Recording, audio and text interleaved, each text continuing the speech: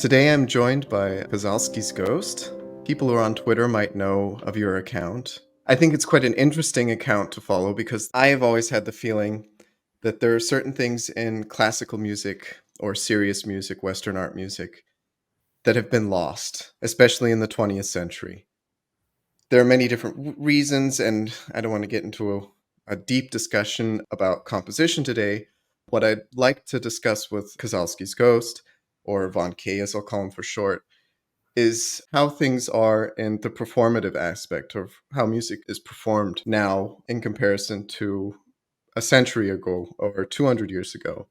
And I'll let Von K introduce himself. Well, thank you, Musica, for having me here. I'm pleased to be with you this morning. We did first encounter each other on Twitter, which has been a very interesting experience. It's a very interesting platform, and I didn't start the account with any notion that I would have gotten the number of followers, or I did, and the interesting people, including yourself, that I've met on there. But it's been pleasantly surprising that there's so much interest in this and engagement.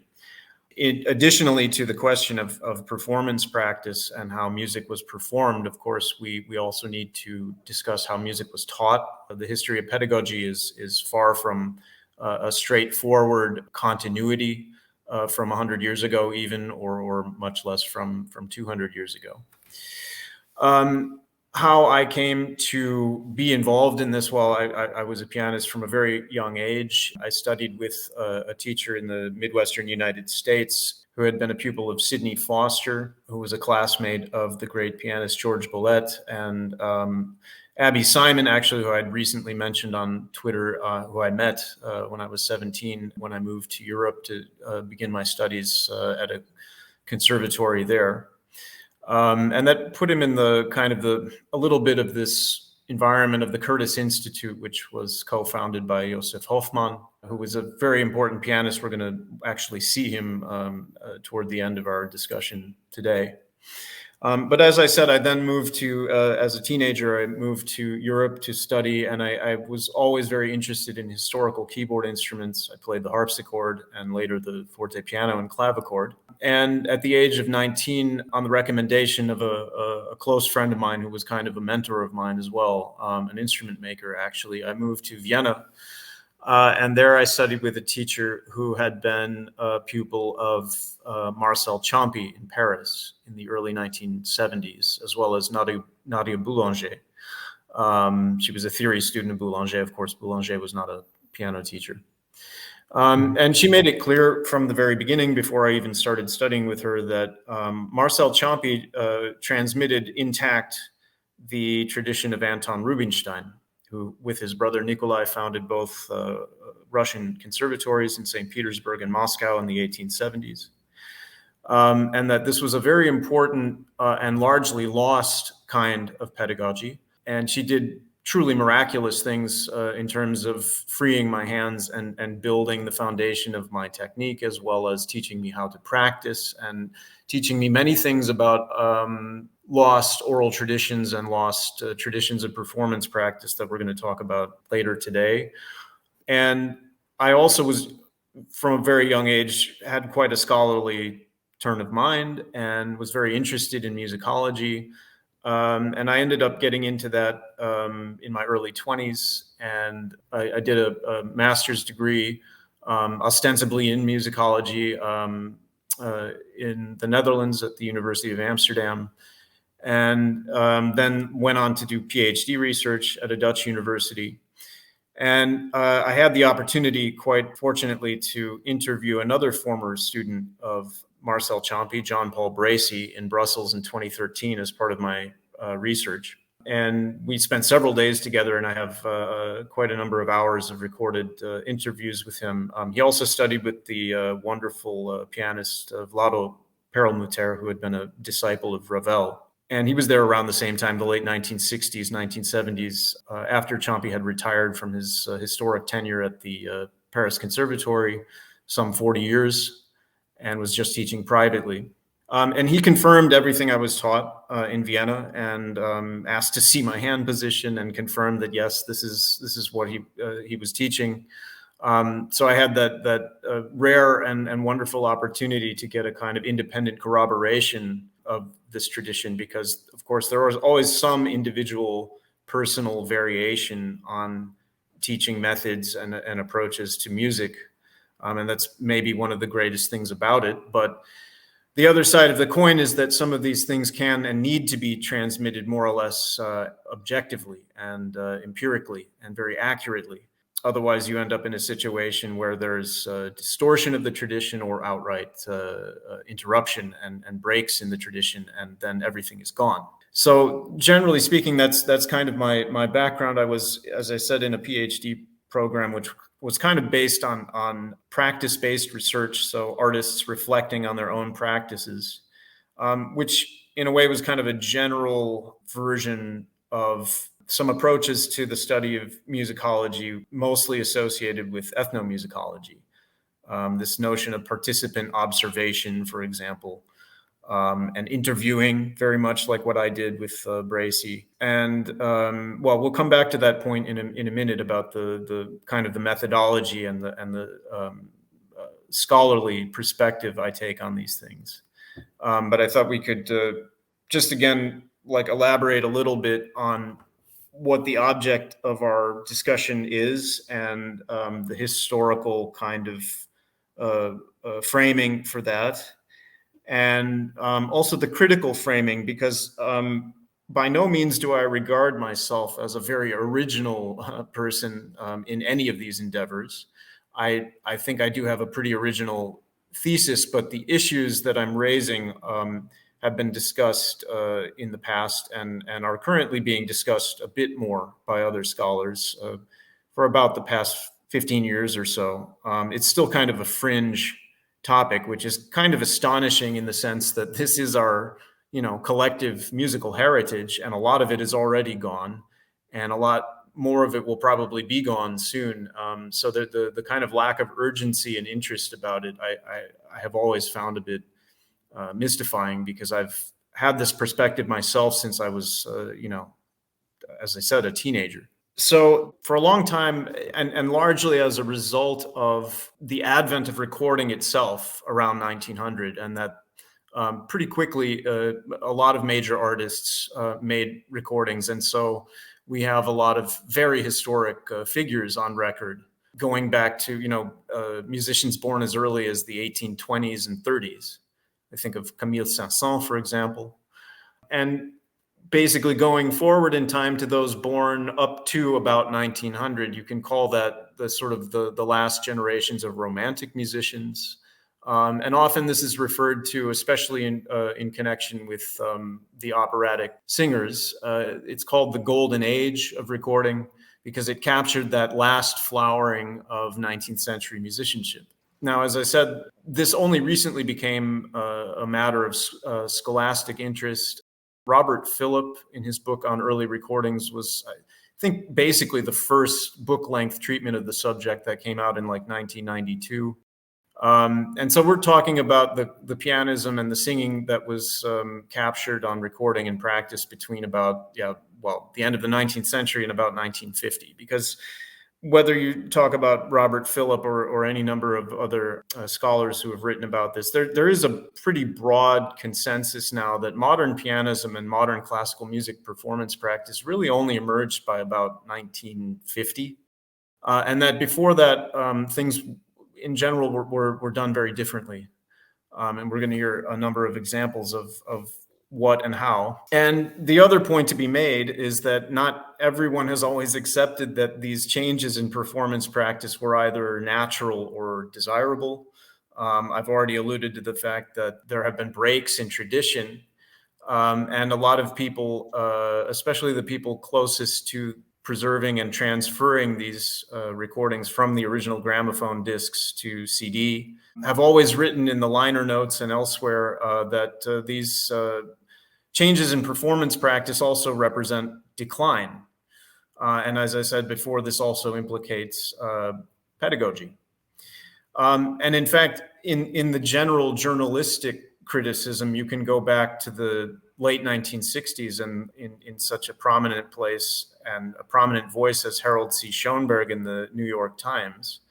he wrote a very scathing article in 1969 directly implicating the conservatories, that not only did students coming up and winning competitions and getting careers in international touring were much less imaginative, much less individual, and also that they did not have any longer the kind of technical equipment that pianists like Rachmaninoff, Josef Levin, Josef Hofmann, or Benno Mojsevich had. Schoenberg said that this was an order, I quote, an order of technique that has vanished from the earth, end quote. So there was really no doubt in his mind that this was not like progress.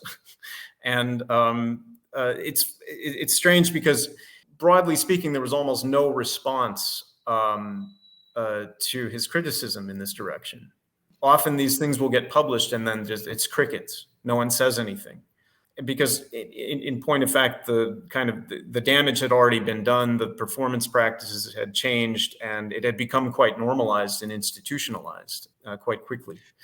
That's interesting. I hate to interject you, but this is all very fascinating. I initially want to start the interview with the question, or more the quotation that I've often heard quite successful musicians and people involved in classical music now. They'll say things like, "There's never been a point in history where we've had musicians as good as they are now." Well, I mean, depending on how you define musician, but also on the other hand, regardless of how you define musician, that's an absolutely preposterous statement. As I just got done saying, that was directly contradicted by people like Schoenberg, who, as well And as I have to, for our listeners, who yeah. give us some background on this Schoenberg. He was the chief music critic of the New York Times from 1950 until his death, I believe, in 1987. He wrote many, many columns, and he heard and knew musicians like Levine and Mojsevich and Hofmann and Horowitz and Bolet. So he was around people who, especially as you get to names like Horowitz, then finally people in the mainstream of today will kind of recognize, yeah, those were like the really great pianists, but they completely ignore or in many cases seemingly completely unaware of the fact of how many others we have recordings of.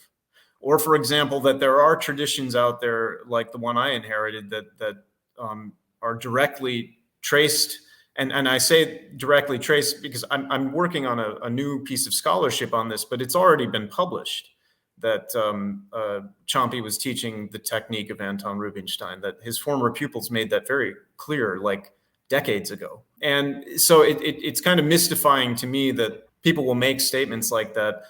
I mean, we can talk a little bit later. It's getting a little bit beyond the scope of what I wanted to cover today, but I mean, just the fact that very few pianists today, for example, have any ability to improvise, whereas that was completely normal in the 19th century all the way through it. Josef Hofmann was a very, very accomplished improviser, and in fact, so was Horowitz. And I honestly will never understand how somebody could listen to, and we'll see them later a little bit, especially like Mojsevich doing the Tannhäuser Overture transcription of Liszt, or Levine playing the Blue Danube transcription, or Rachmaninoff's Carnaval Schumann, or Hofmann's Liszt Tarantella, and tell me that there are pianists who have that kind of technique now. They don't. And I've heard on occasion people critique, actually, that Rachmaninoff plays his I've heard this before, literally, that he plays his pieces too lightly and too effortlessly. I mean, they'll like almost like Mozart, like Mozart. Well, he did, because that is, we're going to talk about where that kind of lightness and beauty of tone and discretion when it comes to overtones, where that all comes from and why he did that way. But I mean, if people prefer the piano to be pounded, I mean, you can do that. Most of them do. And what happens acoustically when people do that is the high inharmonic overtones become dominant in the sound, and you have literally like dissonance clashing all over the place. And it sounds very metallic, and it sounds very ugly compared to what a very pure tone sounds like, where you have much more of the fundamental in the overtones. It's getting maybe a bit more technical than we need to, but it is a big factor. So I will just say that there is by no means is there any universal agreement about about the claims that you're repeating. I disagree with them completely. Many people disagree with them. As I said, all the people who did all the CD transfers of the opera singers and the old pianists and so on disagree with that completely. Many people who know about the violin much more than I do disagree about that completely. So absolutely not is this the case that that's an objective fact. I would regard it as the opposite being true. And I would Um, also say the same of composition. I think it's quite clear that we don't have composers of the caliber that we did, you know, the last generation of late romantic composers that died in the late 40s, early 50s. We don't have that anymore. They just no, don't exist. and one of the element aspects of my elementary retraining, because when I went to Vienna, I was trained completely from the ground up, technique, but also every aspect of my musicianship was checked and corrected. Because frankly, my teacher said, "You have no training. You've been through a preparatory program in a modern conservatory. They taught you nothing. You have nothing." And we just, in that way, it was easier because it was kind of a blank slate, even though I could technically, quote, play Mozart sonatas and Beethoven sonatas and so on. I had no idea what I was doing. I had no method. I had no practical foundation. And one of the things we used to correct that was Hindemith's Elementary Training for Musician, a work I'm fond of quoting, especially the preface, where he lays all this out, specifically vis-a-vis how the lack of a proper theoretical foundation, the lack of proper background in mastering not just one but several instruments makes the conditions for becoming a composer and writing new and original music virtually impossible. And he wasn't referring way back in history to like the truly canonical greats like Beethoven or Mozart. He was talking about, he specifically mentions in the preface Anton Rubinstein, Joseph Joachim, and several others who were very recent figures in music. This was in 1946, so they were still very much in living memory for him and others. So yeah, it's a perspective I don't agree with. I think it should be clear by now, and neither, as we'll see shortly, does one of the most prominent American musicologists who first opened the door or reopened the door, because there has been kind of desultory publication about this, but I felt he brought some of the most sophisticated scholarship to bear on it. Richard Taruskin is who I'm referring to. Because, well, I mean, if you're going to present a thesis like this, you have to have a certain theoretical and empirical method with which to do so. So if you didn't have anything you wanted to reply to or respond with, I was going to move into a discussion of his critical intervention on this topic. No, I just before you do that, I just wanted to sort of mention what I find quite interesting is that you've picked these things up in Vienna, and it was actually because I moved to Vienna also in my late teens. I eventually got to know someone who taught me old composition techniques, and it was the same thing of stripping you down to a musical foundation or to nothing, and then rebuilding everything that you'd learned, or rebuilding and sort of rewiring your brain completely. And you just sort of realize that everything you were taught is just wrong. It just doesn't work. I mean, I had spent years learning sort of common practice music theory, whatever that was. It's completely a fabrication of the 20th century and music theorists of the late 19th century. In my theory, to teach things sort of in a lecture hall. But I also discovered that once I started adopting these sort of older techniques, or the way things used to be done, suddenly I didn't find myself thinking of Roman numerals or degrees or harmonic functions anymore. That was just not there anymore and not necessary. I mean, I can't get into it too deeply, but I completely understand. And I know actually the teacher you're speaking of, because you've told me this person's name on occasion, and somebody told me about this person that I should get lessons with them, and it's a terrible regret of mine that I didn't listen and get lessons, piano lessons with them, because that's one thing I wish I was a bit better at, was playing the piano. Anyways, I'll Yeah, let you continue now. of course, I have not. I have not been, in part because of the way I was trained in her testimony about the importance of a truly interdisciplinary musicianship and a real, almost universal musicianship that these older artists had, even if they were primarily performers.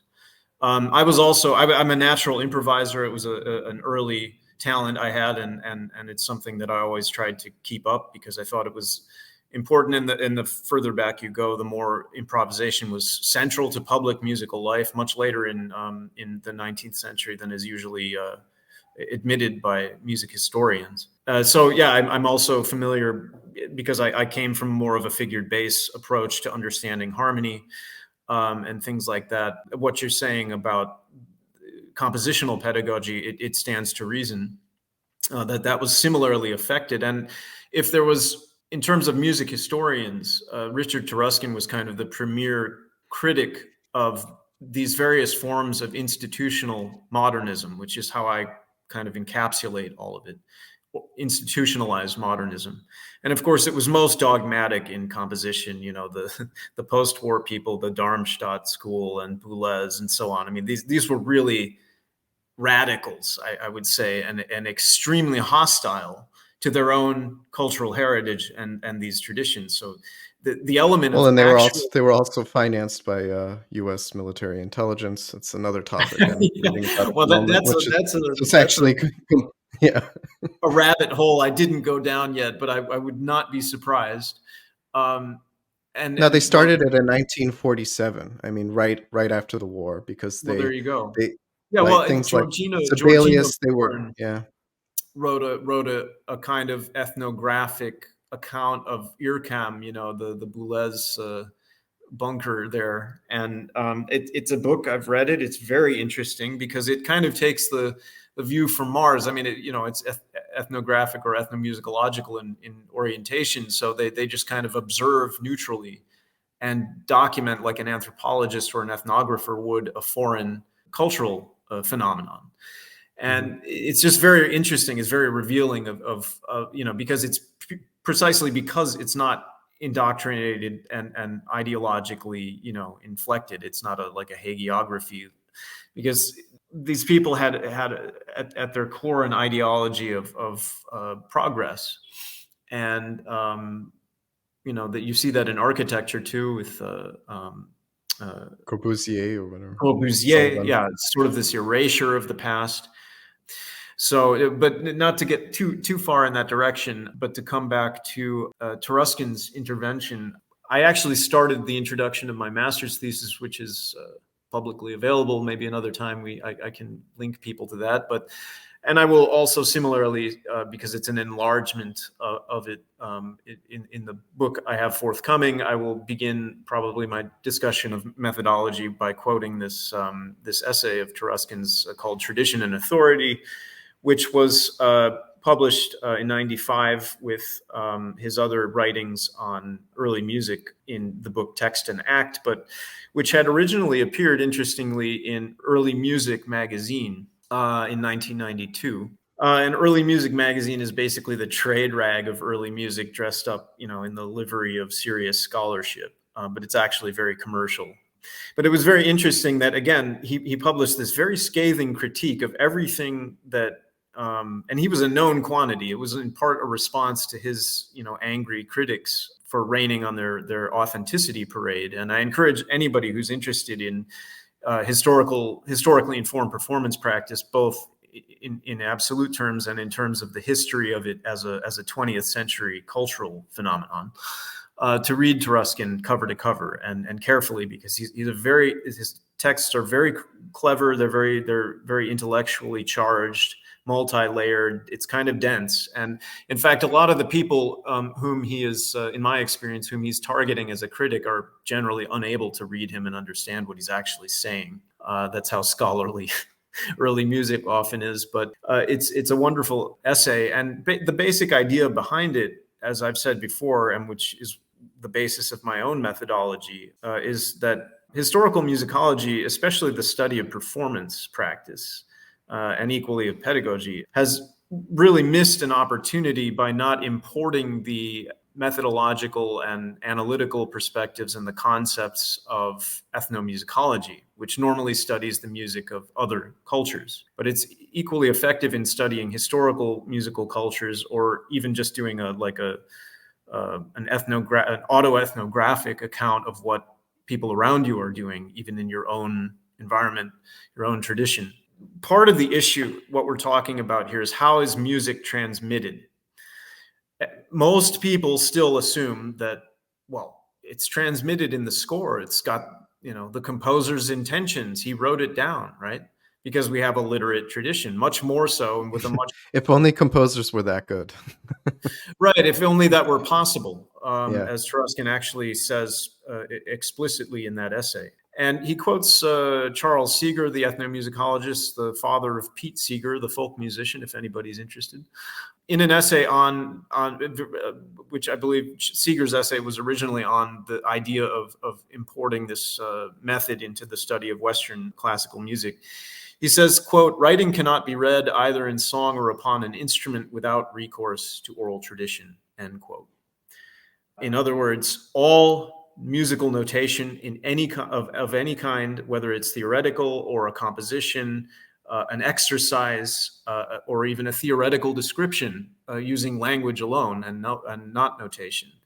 All of these are records of oral traditions, and they are constantly mediated by oral traditions. And this was something, using the phrase oral tradition, that my teacher put into my head first, because she was a scholar as well, and published something in the Groves Dictionary of Music and Musicians, an article. And she was well aware of this problem conceptually, and how it worked in practically. So I think it's a very important point. And what we're going to see shortly I decided to start with Taruskin's example because I think it's such a well-chosen one.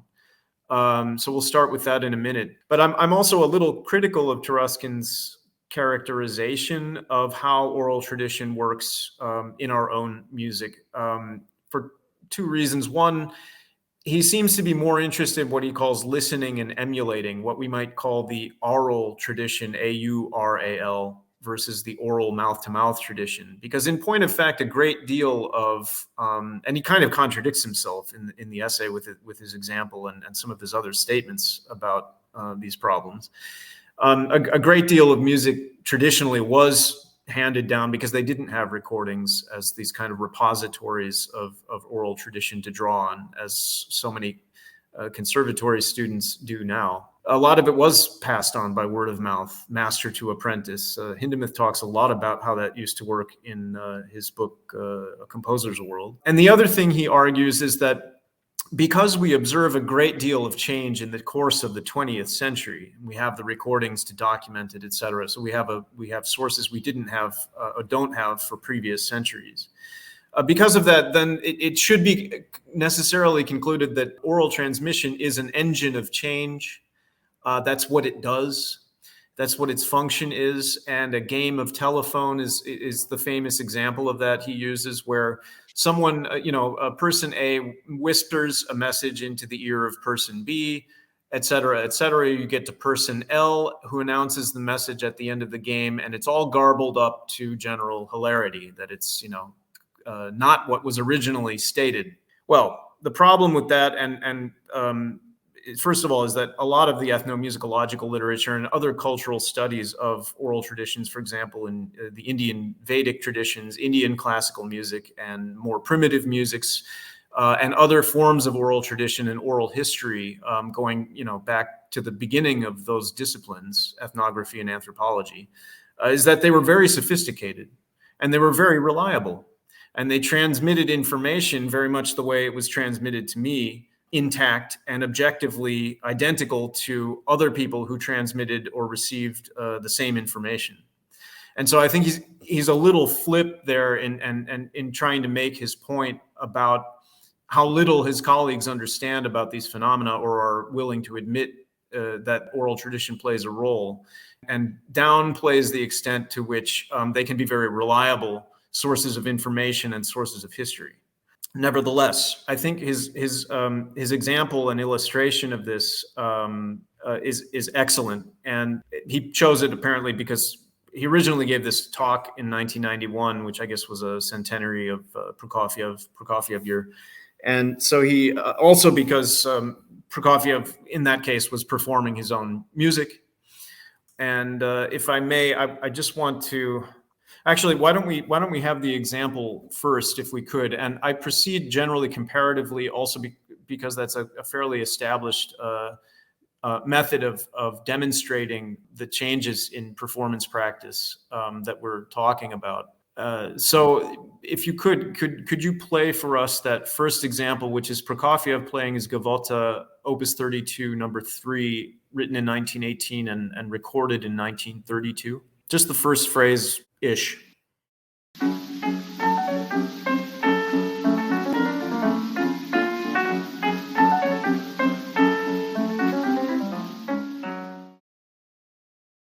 Taruskin then compares that original recording by the composer with a pianist apparently who is a Prokofiev specialist and has recorded all of his music, Boris Berman. Let's hear that passage the same.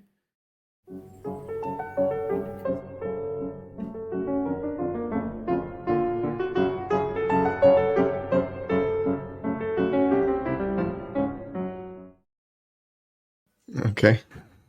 Okay. Doesn't sound very similar.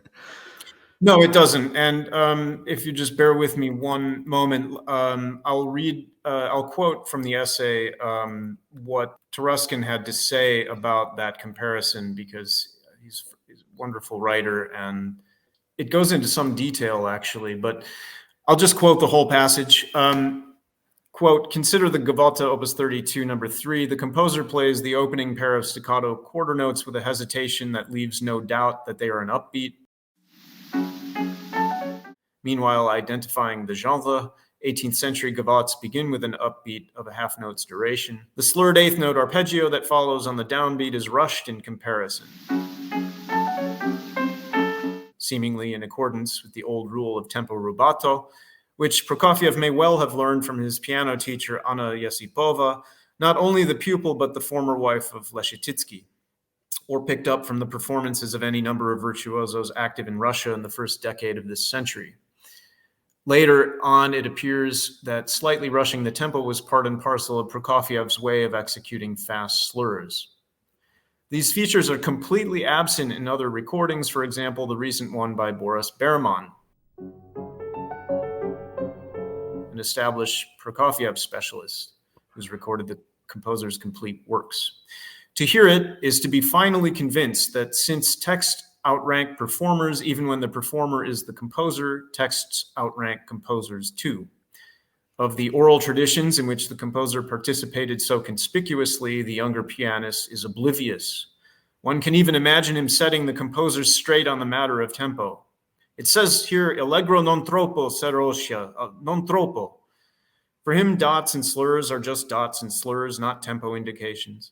He plays, quote, just what's written, assuming the adequacy of what's written to the definition of the music as played, even in the face of audible evidence to the contrary.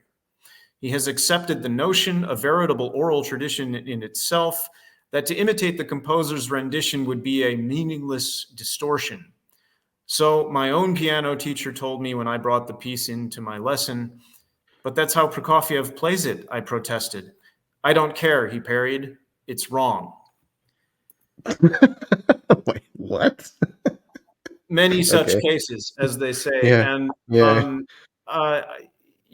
I think that the kind of exasperation and real irony and sarcasm that Taruskin, self-consciously resorted to there is quite illustrative of how nonsensical a lot of this has gotten. When you sent me these, because I had to download all these tracks, and I listened to Prokofiev's, and I'm like, okay, first of all, this sounds like music. Secondly, it feels like a gavotte, feels like you could dance to it. And then the other thing, it was just listening to like MIDI. Yeah, exactly. Completely. I have the exact same thought. In fact, I had forgotten, having not listened to these comparisons for many, many years, I had forgotten just how dramatic it was, which is why it's well chosen. But yeah, it's like the complete erasure of every expressive and every musical nuance. It's like almost anti-music when you compare the two in a It's sense. like a soup that consists of water and salt. Yeah, That's it's what it very is. reductive Yeah. because I'm fond of repeating to people that okay, for the purposes of our discussion today, we're talking about piano music. So you can assume, generally speaking, you have when you look at a text, the pitch is actually relatively given because we standardize the pitch, although you don't have to go very far back in the 19th century and they played both higher and lower than A440. And because of the equal tempering of the piano, basically the pitches are all in the same place. Okay, that's given. But then, especially because obviously rhythm, tone color is another matter, but rhythm here is under consideration, and tempo. All you have is the rationalized system of multiplication and subdivision that is rhythmic notation in the Western tradition in its metrical schema. And that's a very reductive system for practical reasons. But the point being is it basically, no matter how many expressive indications you add, retardando, accelerando, et cetera, it's still that none of that actually transmits actual concrete musical realities. It transmits abstractions. And in the case, again, of rhythmic notation, it's very reductive and very schematized and rationalized. So to take seriously the idea that the score is to be reproduced, to me is absurd on the face of it. And yet, when we hear performances like that, we have to conclude that that's kind of what some of these very prominent people who occupy positions of power on the stage and in the conservatory system still think. And the proscriptive attitude, the disciplining of the performer, that's a lot of what Taruskin gets into in all of his writings on performance practice. It feels like music has become serious music. It's almost like over intellectualized to the point where we can only trust what's written in the score as a, I don't know, a physicist can only trust what Newton wrote down or what Maxwell's, as if music were equations that Yeah, give your own experience reliable. is unreliable and inherently corrupt. There's this, Taruskin likes to talk about the moralizing tone that a lot of this takes, which is just bizarre. But there's an institutional history to it, and in a later section, I will discuss briefly because I wanted to do a little bit of a literature review, which is why I'm referring to these other authors, just to give a sense of what the secondary literature already has to say about these topics. But I would say that, also perhaps people will notice the very lively and colorful and shaded tone color that Prokofiev was producing, which is a hallmark of the so-called Russian tradition, of which, as I've said, I'm a part. And so I think you put it that way, but we're kind of talking about Bel Canto Pianism today as well when we talk about 19th century pianism. Because you often hear it repeated that the old pianists had this famously singing tone. People always reference that, usually to praise them. And even on the lower quality, lower fidelity recordings, even as you go very, very much back to the beginning of the recorded era, I think of recordings from as early as 1910 or 1905. You can hear that they had just an exquisitely beautiful and delicate touch and sound. And so we want to talk a little bit about how they did this and why it was so prized, not by us, but by them. So basically, in the 19th century, and I mean right down to the end of the long 19th century, which is generally agreed by general historians to end in 1914 with the outbreak of World War I. Italian opera was the cultural dominant in Western music.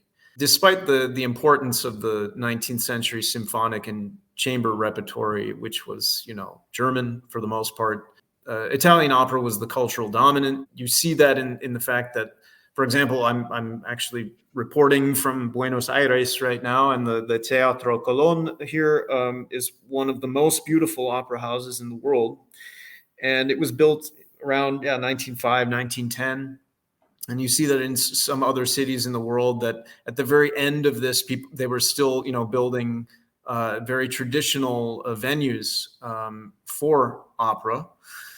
And Unbelievable venues. I mean, if you yeah, look through all of these former metropolitan areas or cities of the former Austrian Empire, Austro-Hungarian yeah. For Empire, example, I was every in single town has an incredible opera house. I was in Opatia. It's a little town in Croatia on the coast. They've got a huge opera house there too, and it's a little tiny town, and yeah, and they all built around the same period.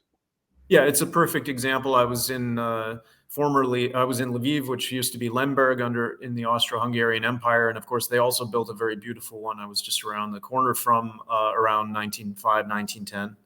So as you say, these small towns that kind of shouldn't have had such an institution in it, nevertheless undertook the expense and made it kind of almost like one of the central features of their existence, no less than the churches. Taruskin also talks about this a lot in his writings, in his general histories. For example, he wrote this mammoth, like 5-volume Oxford history of music. Everybody should own that, by the way. I highly recommend it. He's just a wonderful writer and a really, really, really. Unfortunately, I didn't get to meet him before he passed. Unfortunately, I had a chance, but I missed it.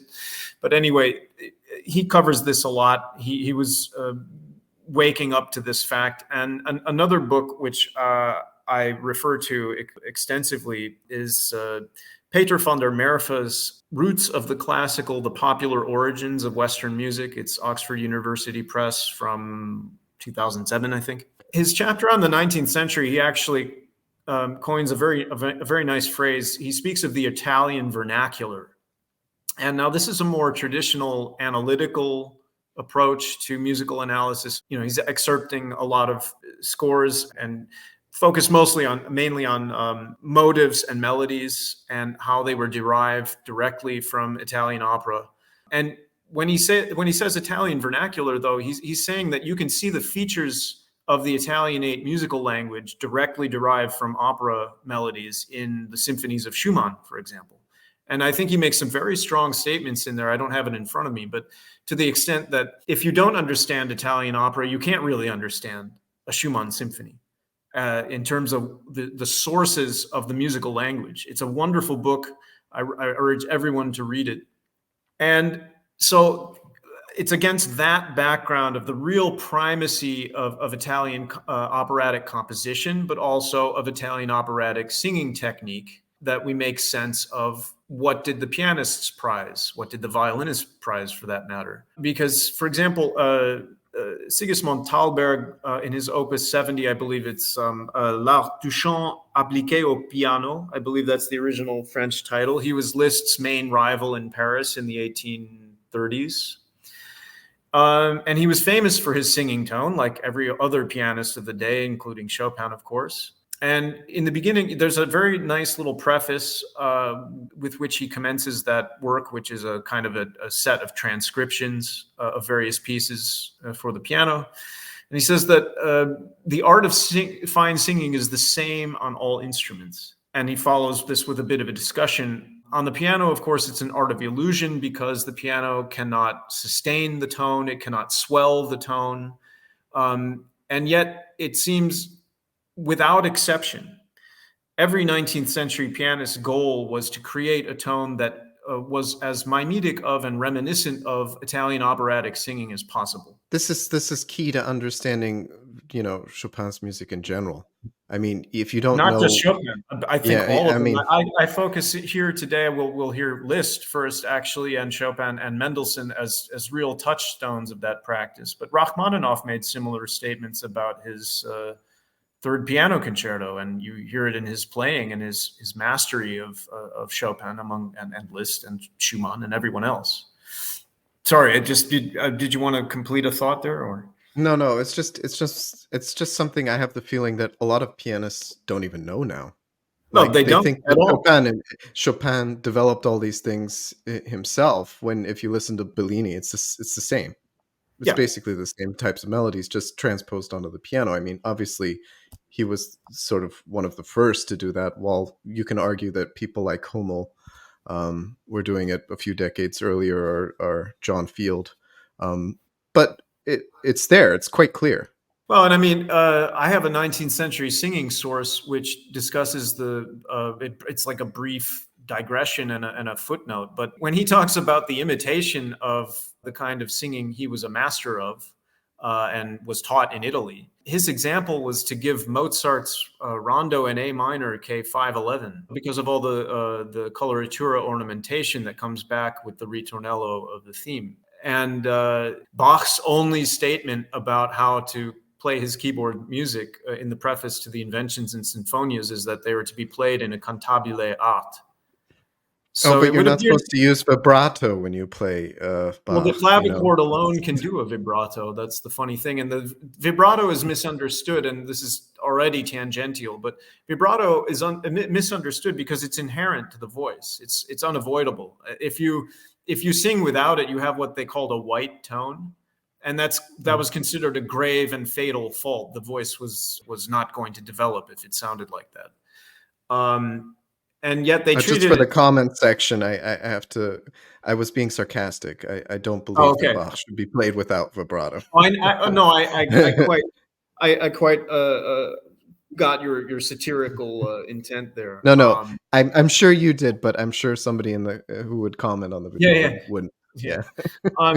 But what I'm saying is that these roots of cantabile imitation or mimesis on keyboard instruments runs very deep, and it's not something that just emerged suddenly because Chopin thought it was cute to go to the opera and imitate the singers. This was very, very deeply embedded in the entire keyboard playing tradition, especially among the Germans at that time anyway, because they played so much clavichord, which is the only other keyboard instrument predating the pianoforte that can produce such an effective illusion of a cantabile line. But anyway, that's going off a little bit on a tangent. And then, well, since you did bring up Chopin, of course, he was a paragon of this practice, absolutely. And I also recommend people who want to know more about the sources of this information to read Jean-Jacques Eigeldinger's Chopin, Pianist and Teacher as Seen by His Pupils. I believe it was originally in French, but there's a good I think it's Cambridge University Press English translation. It's a model of historical methodology in musicology Is it in terms of E I yeah, Goldinger?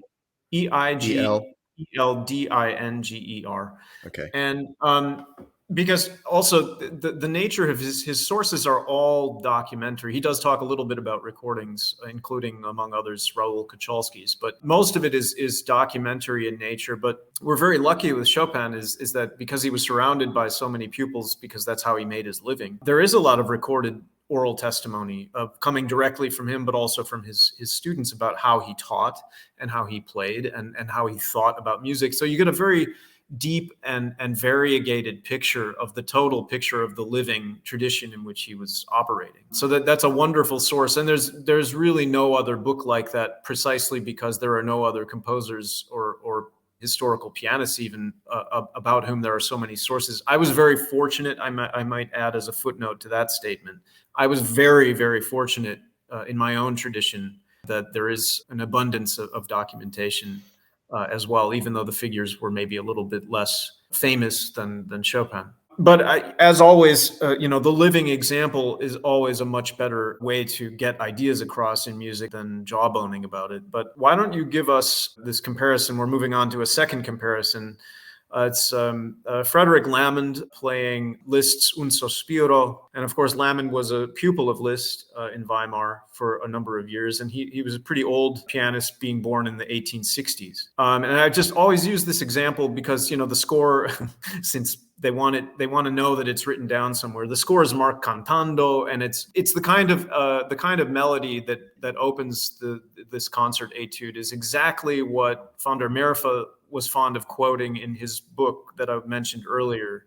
It's just such a classic Italian operatic melody where, it reaches the high point of the phrase, it attacks the third degree above the tonic from the dominant, and there's that brief Luftpause or fermata. But listen to how carefully to how Lamond phrases it. This is just to give a general idea of what a very intensely idiomatically bel canto pianism actually sounds like. Okay, do you want me to go to the maybe a little bit into where you have the octaves? You know what I'm talking Okay, about, the yeah, right octaves up in in the there. melody. The first phrase Yeah. is the main point, but yeah, sure.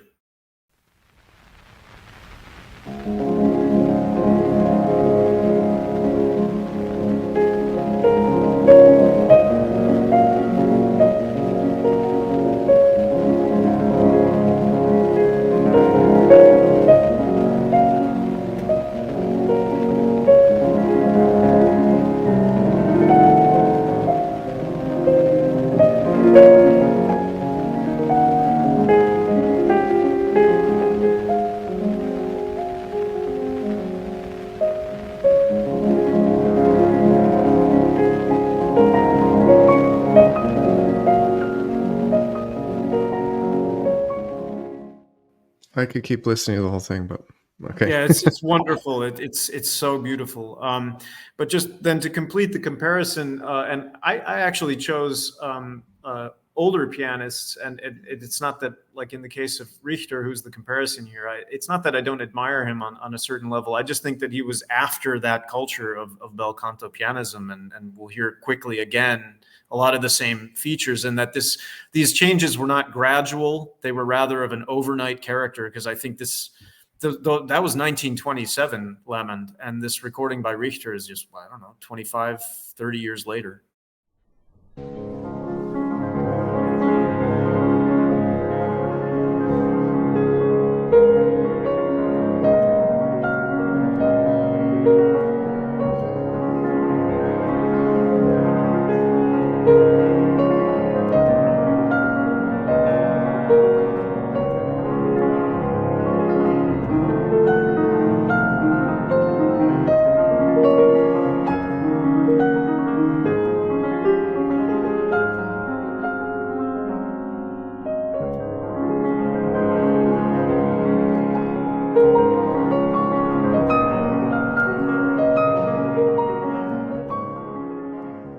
Okay. Yeah, so we Very, hear some very interesting.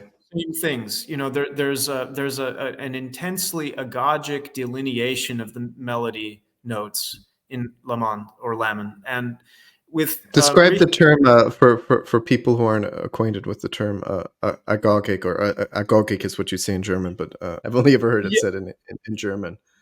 Yeah. Well, I mean, I forget the theorist who coined it. Maybe but it's sort of a catch-all term to describe any temporal event in musical performance, and that's why it's useful. Because, well, we'll talk in a little bit about this notorious tempo rubato that accompanies the beautiful tone these 19th century pianists produced. But that's why I like it. As often as not, I talk about musical temporality or temporal expression because it's the same catch-all idea. But that's generally what it means. Any inflections that are made in performance with an expressive intent, I would say, is a fair summation of maybe I'm slaughtering the actual theory, but that's how it's come to be used. I would say in common usage, the term.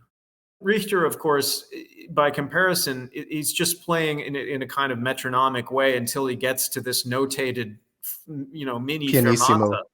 Yeah. And it sounds like he's got the unicorda pedal down the whole time Yeah. too. But he just kind of then pauses and then goes on.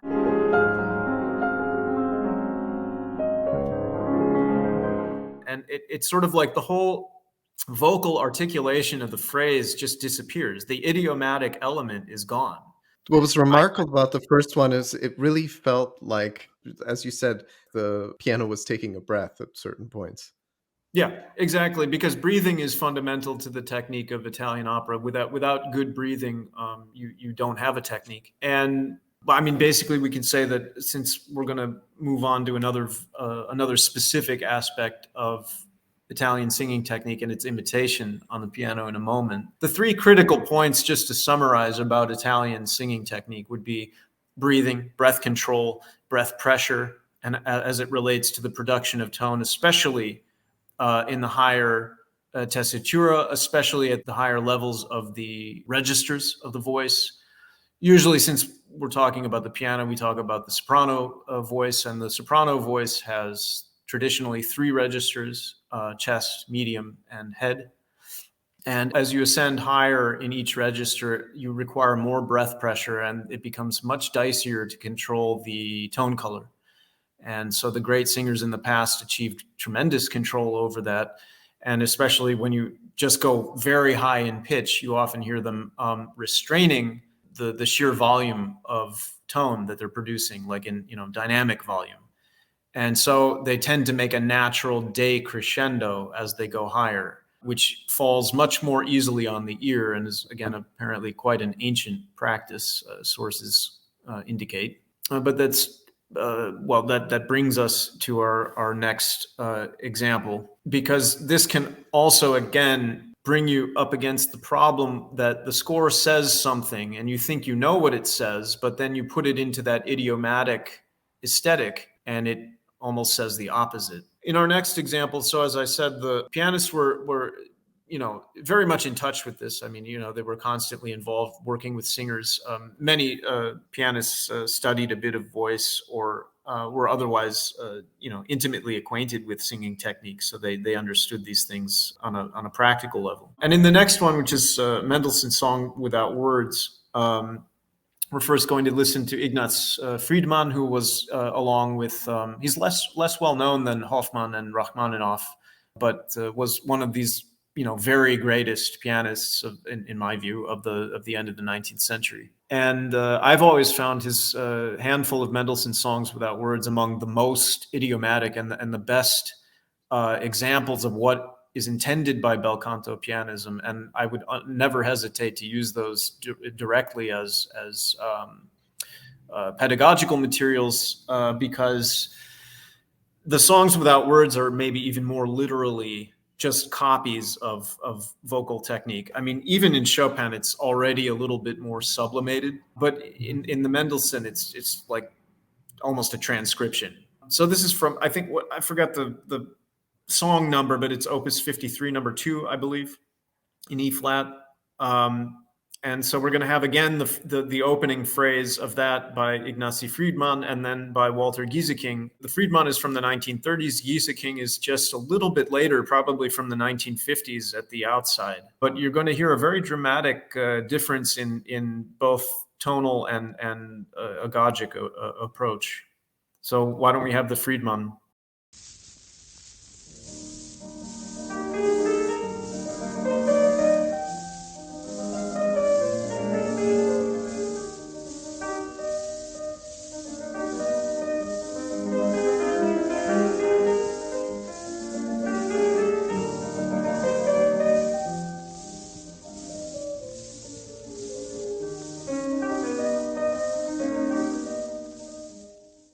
Okay, shall just go straight on to the next one? Go right into the Gieseking.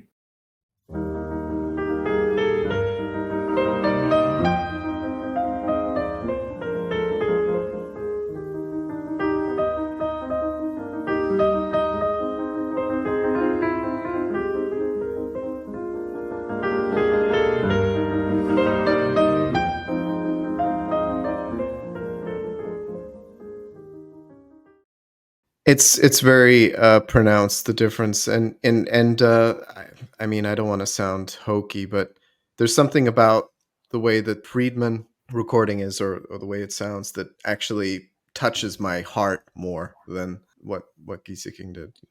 Oh, absolutely. I completely agree. There's just this loveliness to it. And not to be this horrible analytical musicologist about all this, but I'm afraid that's what he had to do to himself in the studio to get that result. So if you listen to Friedman's approach to the first phrase, it ascends to G2 on the initial high point. And the G2 is marked with a little crescendo wedge and a sforzando indication. But if you listen carefully to how Friedman phrases it, he actually plays that G2 much softer than the preceding notes. He uses the overtones of the ascent from G1, which is where it starts, to give support to that climax, but he actually plays it very softly. So in a sense, he plays the opposite of what's written.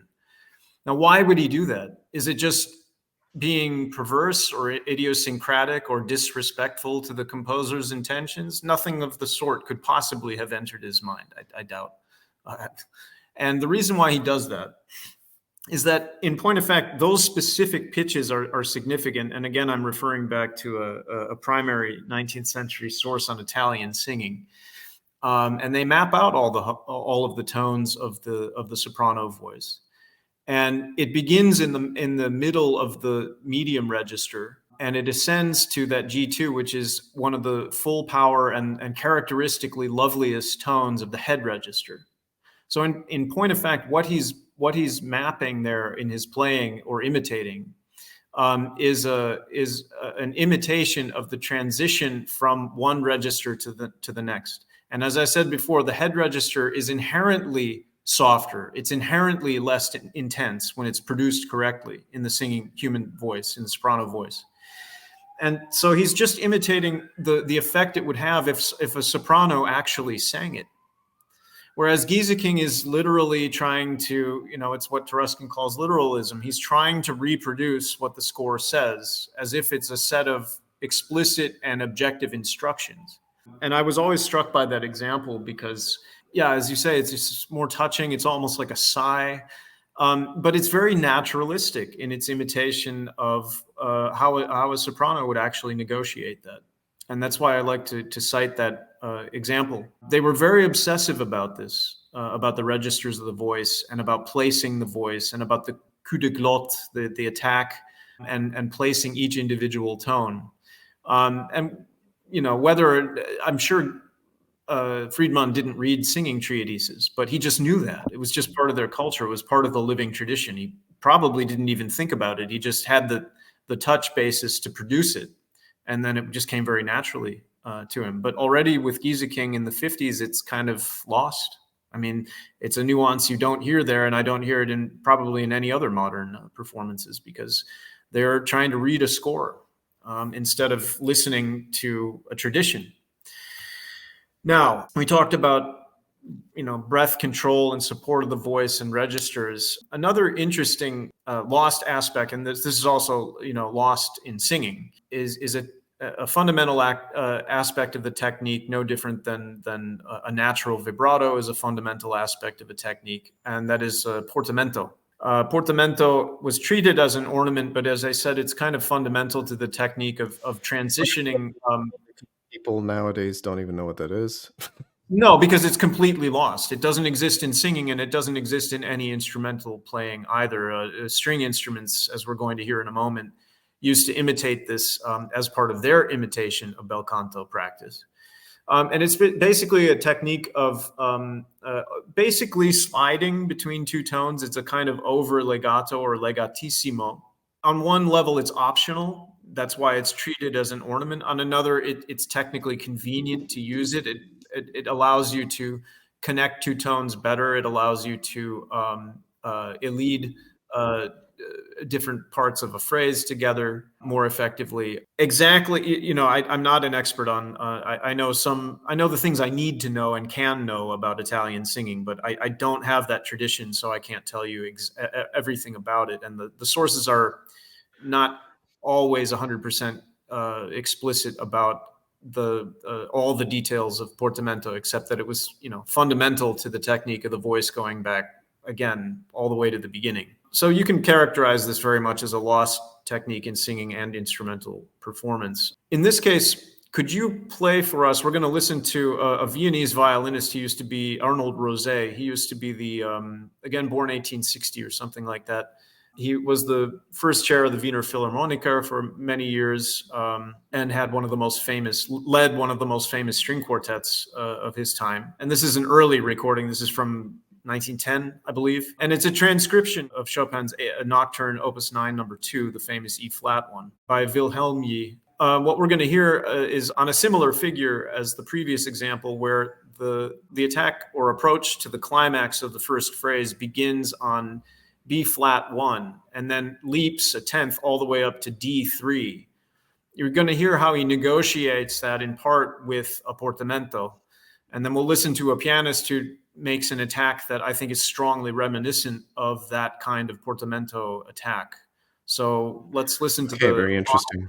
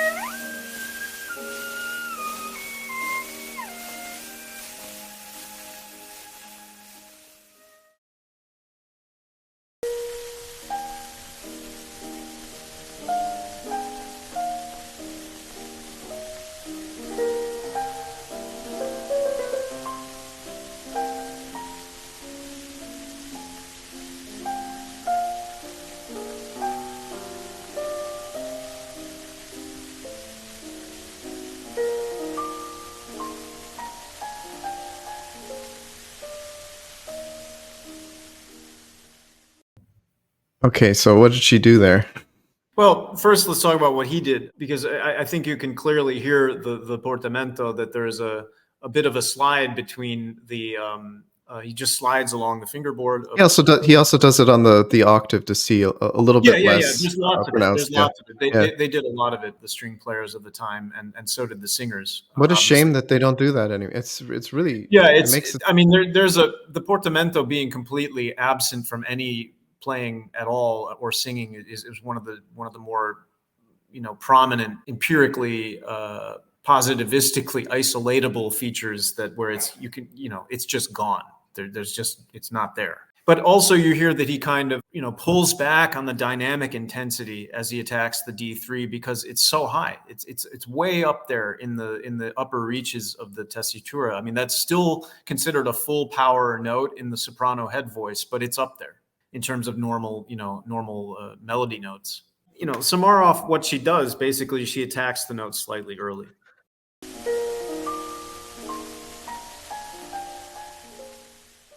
And that's one of the ways you can create this illusion, because obviously there's some other things she's almost certainly doing with her hands, which I'm not going to go into. Because she also was, Olga Samarov was American. She was born in Galveston, Texas, but she studied in Paris, and then she ended up in Berlin with Ernst Jedliczka. And he, again, was, because I keep highlighting the importance of the Russian school at the end of the 19th century.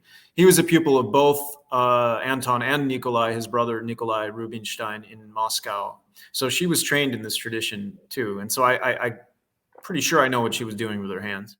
It's a combination of attack and of timing and of restraint in the tone color, because most pianists will just kind of bash out the note. It's the next note in the sequence, right? There's so much more finesse and freedom required, but also a controlled weight in the playing, and using the anchor of the B flat to attack the D correctly. There's a lot to it. As many of the old treatises, regulative performance treatises, say about instrumental, music, it's much easier for a teacher to show a student this than for any theoretical description of it to transmit it. But I thought it was an interesting example where, she must have had in her ear a portamento, because it was just de rigueur. I mean, that's what they did. And she found a way to, I think, bring that out in her phrasing. I'd like to take this just a brief thought that Sure. I'd like to add.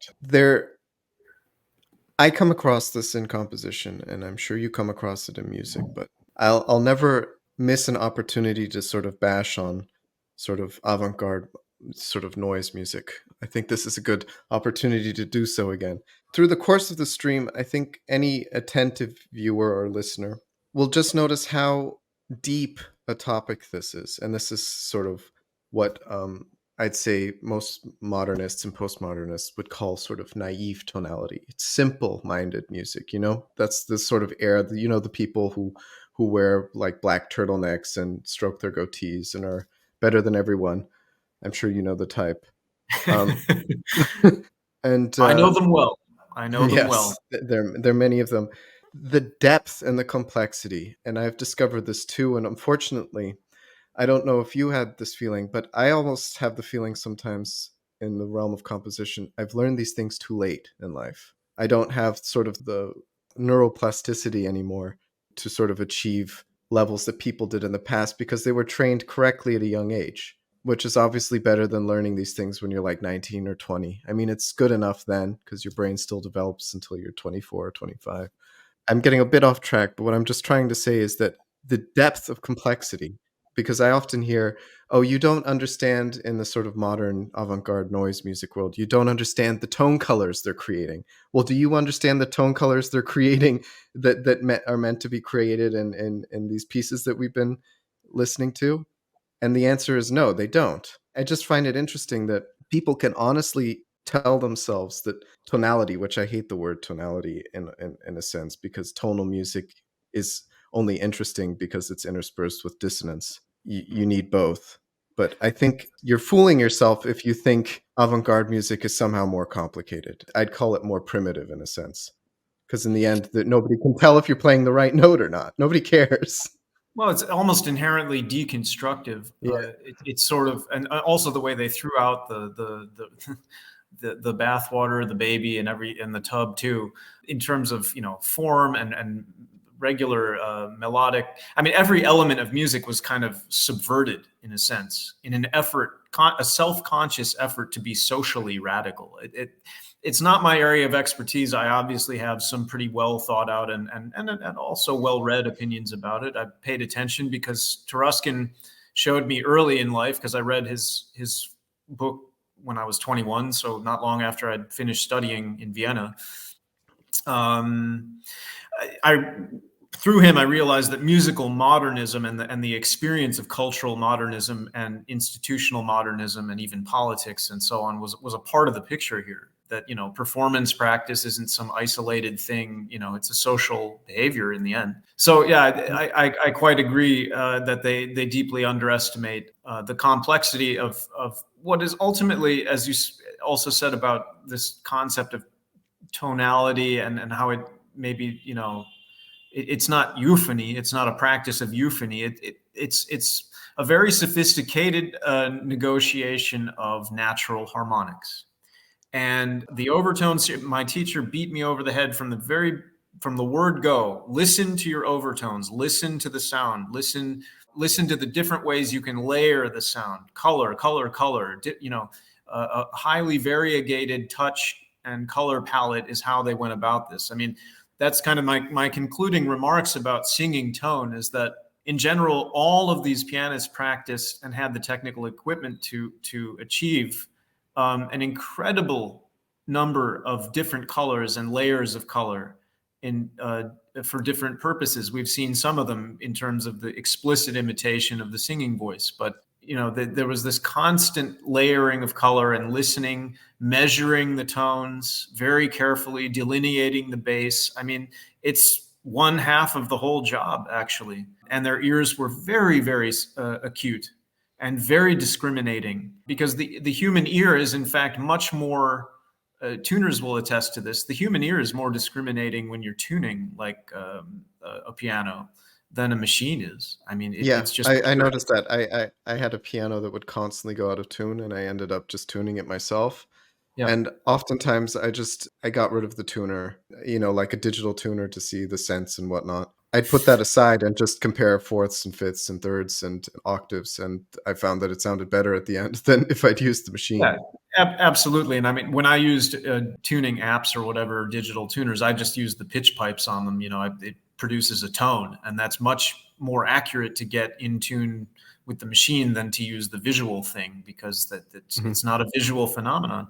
And yeah, so I mean, in a sense, these bel canto tonal fundamentals in piano playing apply to all repertoire and all aspects of it, even where it's more idiomatically reminiscent of the orchestra, which it also imitated, or the string quartet, or any of the, it's an inherently mimetic instrument, and that's how it was used by all of the composers. For example, listen to the way Rachmaninoff, even in the storm of the climax of the Schumann Carnival at the end, he very carefully restrains his tone production as he goes up in pitch. The whole texture ascends into the top, into the treble register, and he correspondingly scales back his dynamic intensity to balance it. So it was kind of a universal guide for them to animating the instrument.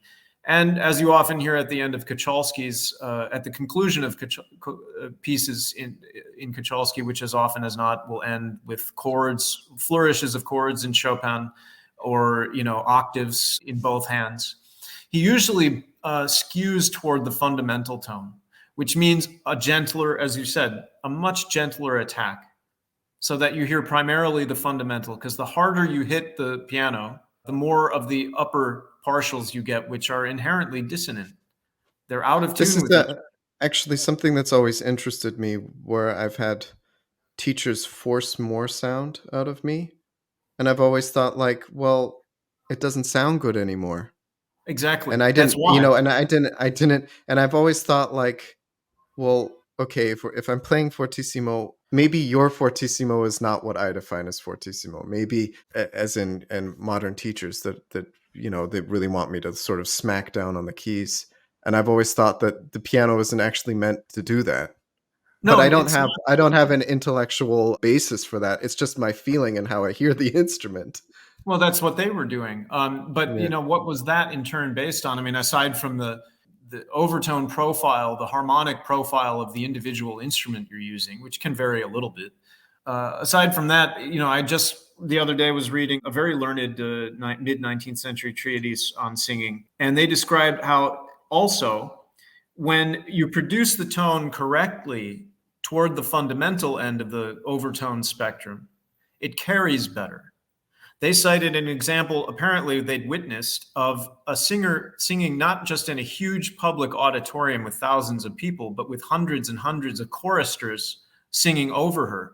But because she had such a flawless Italian technique and was so in command of the overtone profile she was producing, her voice was heard above all of those other voices in the back of the room. So, and This is similarly, interesting. If I can share an anecdote, because I'm sure.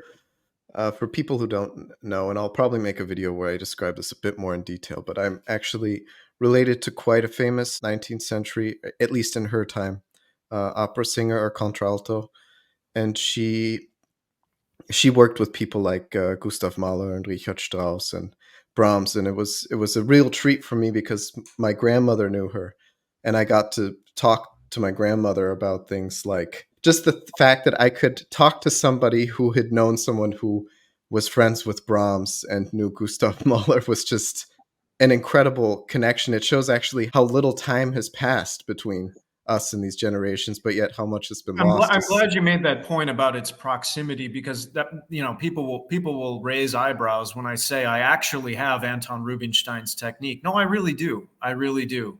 And that's one of the reasons why, because it's not that long ago. And Right, in musical terms, they were designed to pass these things on as part of the foundation of musical production over centuries, not just a generation or two. It had been there a very long time. I trace it back to the 1790s. I have documents showing they were doing some of the same things for sure on these much earlier instruments, and it works. I know it works. I was taught actually not on the modern piano for the most part. We studied on the old Viennese action on the forte piano, and then later I worked on the clavichord a lot, which confirmed it even more. And I have a clavichord specific theoretical description of them playing with a very similar hand position to what I was taught in 1819. So it's it was definitely old, and it was definitely built to last, and that was the whole idea. And by the way, Yeah, I but heard really, your I'm sorry. ancestors singing, and it's stupendous. It's a wonderful example of everything I'm talking about. So you Okay, should feel. good to know. Oh, no, no, no, no, no! If they were from, as I have said recently on my What's Twitter fascinating account. about her, and I'll just say her name, Ernestine Schumann-Heink is who she was. What's interesting is that she didn't learn how to read music until she was 19. So maybe this sort of it shows you that she was premiering things at like in I think in the sort of Graz Opera House and stuff like that. Singing solos of Beethoven for the Ninth Symphony before she could read music. And people don't talk about this kind of bizarre aspect that there were people performing music who couldn't read it yet. And I don't know if you've run into situations like that, but I remember reading that in her Not biography and thinking, not whoa, many, but I mean, that proves beyond the shadow of a doubt what I've been saying about oral transmission first. yeah, Beyond the shadow of a doubt, right there. And also because I've listened to and I forgot her name briefly, but a mutual of ours actually mentioned her name and sent me a recording so I could hear it. But she had a first-rate Italian technique because, frankly, as I've said recently, on my Twitter feed, any musician born before 1900 was probably basically without reproach. They had all that they needed technically and musically to reach the highest level of their personal development. It's after that it begins to get problematic. The 20th century was considered by many musical traditions, including the Indian classical tradition, and many ethnomusicologists as a century of change. Not surprising given all the technology change, social change, the world cataclysms of World War I and II. It was a period of great upheaval for cultural traditions the world over. yeah. And ours was the first one to go. And I actually we got so sidetracked that I forgot my initial point was that when she was premiering my ancestor now when she was premiering Elektra, I think at the Semper Opera, Richard Strauss purposefully sat in the last row of the audience to make sure she could be heard there. There you um, go. yeah, they had some disagreements on that, but I don't want to get too deep into that. But that's basically we sort of sidetracked. But the Yeah. importance of projection also as a singer Yeah. was already evident back then. Yeah, and just to come back to practical pianism, I'm fond of citing Hummel wrote a very learned treatise, very thick book about piano playing, and of course Oh, he had been. really? Yeah, How yeah, yeah. have I missed this? He has one of the most famous treatises. It was early translated into English because he spent a lot of time in England, but he lived with Mozart and was trained by Mozart, and then had a great career in Vienna and then also in London, I believe. And By the way, anybody watching this channel should really listen to pieces by. I'm unfortunately because of his sort of I think undeserved ranking as sort of like a second tier composer, which I don't think he is. The recordings are often leave more to be desired, but I still think people should invest some time into listening to music by Johann Nepomuk Hummel. I think he's a fantastic absolutely, and in composer. fact, as outlined and shown by Eigeldinger in his book on Chopin, it was Hummel probably who was maybe the greatest influence on Chopin to the extent he had any, much more than Field, who technically invented the nocturne. Right? It Yeah. was Hummel who was his influence, and Chopin grew up playing the Viennese piano. By the way, that's what he And started on. that's very interesting, especially if you listen to Hummel, you'll already hear, especially the And more again, virtuoso stuff. there's all sorts of bel canto coloratura in it. Not to say that there isn't in Beethoven. I mean, I have made it clear already that it goes all the way back to the beginning of the pianoforte's existence and before that. But just to finish the thought about Hummel and what he had to say about instruments and about overtones and projection. In his day, there was the Viennese action, which is what I owned an original from 1825 about in its original condition, strings, hammers, everything. And there was the English piano, which had a very different action, the English single escapement action. And Hummel mastered both. Beethoven could not. He was sent an early French piano, which had a version of that by Erard. and he didn't like it, according to Streicher, and couldn't play it. Because people will come out with this nonsense now that, oh, we need to use the Erard piano so we can finally hear what Beethoven meant with the Waldsteins.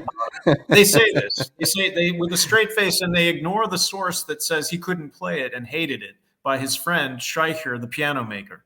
Anyway, Hummel said that surprisingly, considering what they sound like compared to each other in a smaller room, the English piano with its deeper key fall and larger sound doesn't project as well over the orchestra in a large room as the Viennese piano. So again, the individual acoustical profile of the Viennese instrument was more conducive to projection, even though it's technically softer and more delicate sounding. QED. So, I mean, those are some nice concluding thoughts, I would say, about the singing tone and that whole issue. Obviously, as you said, it's very complicated. We'll come back in the final section when I talk a little bit about technique. It also depends on how you're trained and how you attack the keys and how you form your hands and so on, because you need to have the right technical equipment to get that sound. It doesn't just happen. And yeah, and this is an issue I've run into where I'm trying to figure out why, with sort of the tools I've been given with teachers till now, and I'm not going to blame them. I mean, they didn't learn this either, so it's going to be difficult for them. But there were always things that would drive me nuts, like if I was playing, let's say, for example, the first Chopin etude in C major. Yeah, it's difficult. It's difficult, but I always had the feeling like there has to be a better way of practicing this, and I'd been shown like these different techniques, and it still just wasn't. I'd sit there and do it for hours, what they tell me to do, and it just never got smooth. It never flowed. Well, the difficulty there is opening and closing the hand rapidly in the right way. But usually with any passage, and it's never about that piece. It's always about the general technique.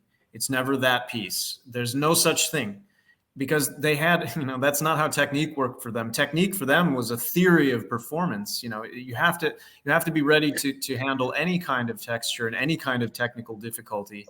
You barely ever hear people perform the Liszt, Beethoven's sort of symphony transcriptions, because I don't think people have the endurance. And even when I look at it, I think this is damn near impossible. Well, at least with the tools I've been given to perform. But I know Liszt must have been able to perform it. Otherwise, he wouldn't have written it. It was actually probably quite easy for him too. Yeah. And it wasn't just him. It wasn't just him.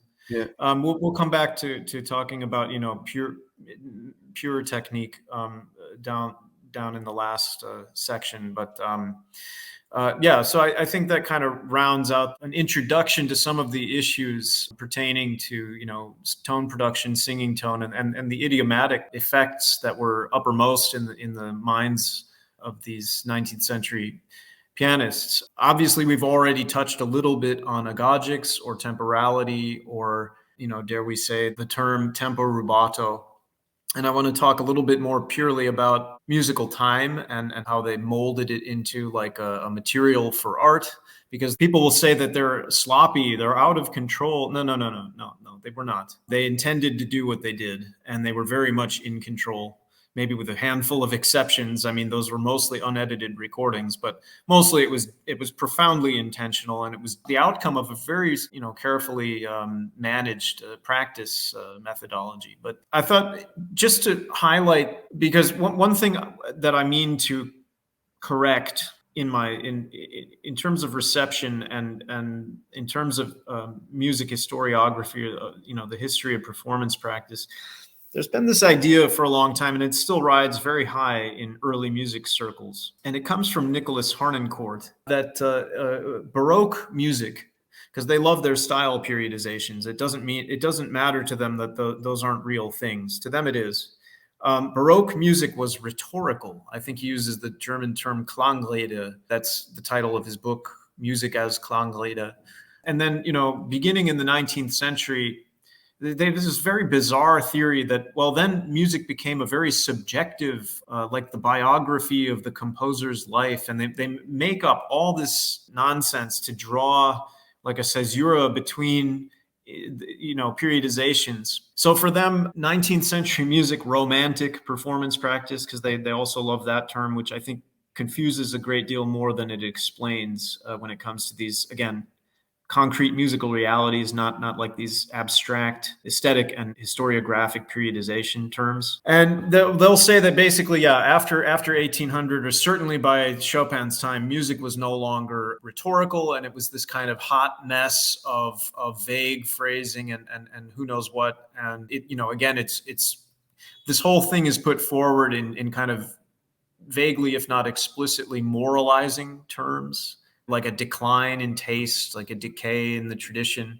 I don't agree with that at all. And in fact, I find that these performances that are preserved on recordings are much more rhetorical than anything any early music person has done, which, as Taruskin was the first to kind of get out there, it's very, very much a 20th century phenomenon. It's not older than that. Now, And when you refer to rhetoric in the realm of performance, yeah, what do you mean by that? Because for me, as I was taught as a composer, and you can look in Walter's Musikalisches Lexikon yeah, from, I think, 1722, who was, I think, was a cousin of Bach, Johann Sebastian Bach. He wrote a very detailed lexicon on music, and he has, in a musical lexicon, he has rhetorical figures or all of the words that we know from just normal rhetoric and language. So, and I've discussed this in a video of mine. So it was quite clear that they were intending also that you use those rhetorical figures or rhetorical devices, I think is the correct term, in melodic lines. sure. And it's there in old lexicons. So it's quite clear that that was part of musical teaching. And since people used to be taught rhetoric quite normally, it was probably just sort of second nature for a musician to think of when I compose a melodic line. And my teacher also told me this like a decade ago when I was studying composition with him. It's helpful sometimes to imagine a fake text that would be sung along with it, or just taking a poem and writing a melody over that, but never telling people that that's the source of the melody, gives you actually more to work with. So when you refer to rhetoric in the performance role, because that's all just for me in the process of writing. In performance, it would interest me what you mean by that. Okay, well, first, just to go back to your previous point, it's not clear to me, and I did look into this quite a bit as a scholar. It's not clear that the theory of rhetoric as applied from classical rhetoric as applied to music had a universal reach in music practice or musical pedagogy in the 17th or 18th century. I don't think it did. It was a little bit of maybe a fringe theory in a way. Well, if you read the, I think the Burmeister is the most famous treatise, and he just has things that are he just has like new definitions. So for him, anaphora is like something completely different than it would be in just in a normal context of written language. So yeah. Well, the 19th century didn't forget about early music at all. In fact, it dug up a whole bunch of it, and it didn't find what it discovered there like deeply alienating or antithetical to what they were doing. But that's how it's being cast by these anti-romantic modernists, because remember, early music is a modernist aesthetic movement. It comes from the same institutions as your modernist composers, and it has the same allergies to the 19th century as your modernist composers. Taruskin shows this every which way he possibly can. And we'll come back to another author later who had something similar to say, but had more interesting contemporary sources from the earlier 20th century to support his characterization. And it was a decidedly anti-romantic movement, and that's where these people are coming from. They are not 18th century people. They want to be. That's their whole ideology, but they aren't, and they never could be. And that's kind of the point. When it comes to performance practice itself, well, what can I say? All spoken rhetorical treatises, treatises pertaining to acting, pertaining to spoken rhetoric, because that's where the rubber meets the road when you're going to perform. If there's anything to the analogy, and it is basically an analogy, music is its own epistemological sphere. It's not language. It uses language in text, as you said, but that never changed. That never stopped being the case. And in the 19th century, not at all. And so I mean, we've just been talking about how Italian opera, which has Italian words as its dramatic foundation and its oratical foundation, that it's the center of the entire culture. So if Western music ever became an instrumental primary culture, that happened again in the 20th century, not the 19th. So in terms of performance practice, though, I mean, usually what these people talk about, these early music people, is they get, again, very deconstructive. They like to chop up phrases into these constituent parts, and they love the word articulation. They go on and on about it, and what they think is enough to take from these treatises, which is itself an epistemologically very hazardous enterprise in terms of it not being the actual pedagogical tradition, but a mere record of that. They like to take these schematized approaches to articulation, slurs and dots. As Taruskin said, to Berman, it's just slurs and dots. So they think that you just make this simplistic, one-dimensional, correct execution of slurs and dots, and then, hey, presto, you've played it authentically and rhetorically. That's really how reductive it is. I went through briefly, I went back to a conservatory where that was almost originated in part, after having been trained properly. And I found it deeply impoverished because, first of all, they don't have the technical equipment to do anything interesting with it. And two, it's very reductive. It doesn't take into account tone color, and it doesn't take into account any of the idiomatic things we were talking about in terms of the imitation of the voice or of other instruments. So I'm at a loss as to ultimately what they mean. I think they want to mean something, but they don't really have anything kind of like worked out there. It's certainly not a historically demonstrable phenomenon. There's no recording of an 18th century person being rhetorical. So it's a purely theoretical construction based on nothing except these written traces from hundreds of years ago, which were not written for 20th century audience. So I don't think it has an epistemological, it's an ideological statement. And what I'm saying is that 2 points is that again, 19th century performance was much more rhetorical in the way that it manipulated time, because, getting back to maybe a thought I didn't complete, the old treatment of acting and for example, Shakespearean acting and so on, they talk about this in those treatises, that it's a matter of how you pitch the voice, but also how you rush and linger temporally, so they almost describe phrasing and almost a kind of tempo fluctuation. I need to ask my dad about this because my grandfather was actually quite well-known Shakespearean actor. Yeah. And my father told me that there was something he said, I'll have to find out again, but something about phrasing that's incredibly crucial to making Shakespeare understandable to a modern audience, people who don't necessarily speak Renaissance English. It's always a problem for people, especially now, and I've experienced this only once, where if you phrase the sentences correctly, people still understand what's being meant for the most part. But if you don't, it does sound almost like a foreign language. Do you know what I mean? Absolutely. And there are those examples just pertaining even to punctuation in some of those early musical treatises. But again, they're using that as an analogy for the primary musical reality they're trying to draw your attention to.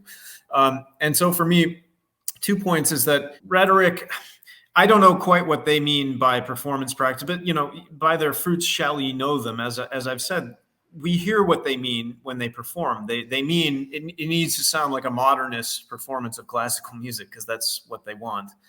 And that in that sense, early music, old instruments, whatever, modern, mainstream, modern is modern. It all emerged around the same time. It's the same institutions, and they were similarly affected by the loss of these traditions. So they're really coming from the same place. But for me, the more useful concept, and the one that's more actively theorized by the musicians themselves, was the notion of improvisation, and of creating the preconditions to give a performance of a composed work in a recital, for example, but to essentially improvise the performance.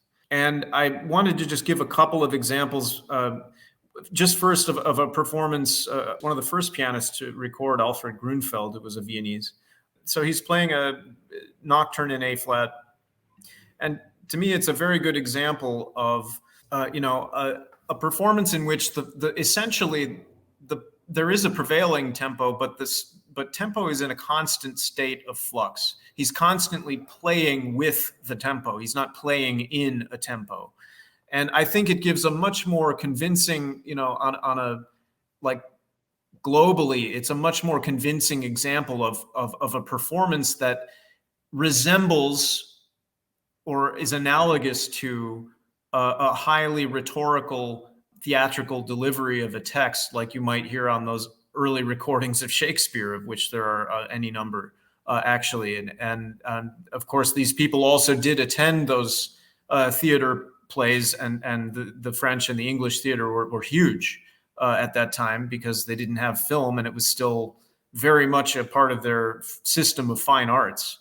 And that's a specialized scholarly area I'm not an expert in, but I think Grunfeld's performance is just much more what you would describe as essentially rhetorical. So let me play that now. Wait till the middle section. There's a modulation, and then he's kind of in a B section. That's where it gets very rhetorical, and just let it play into that a little bit.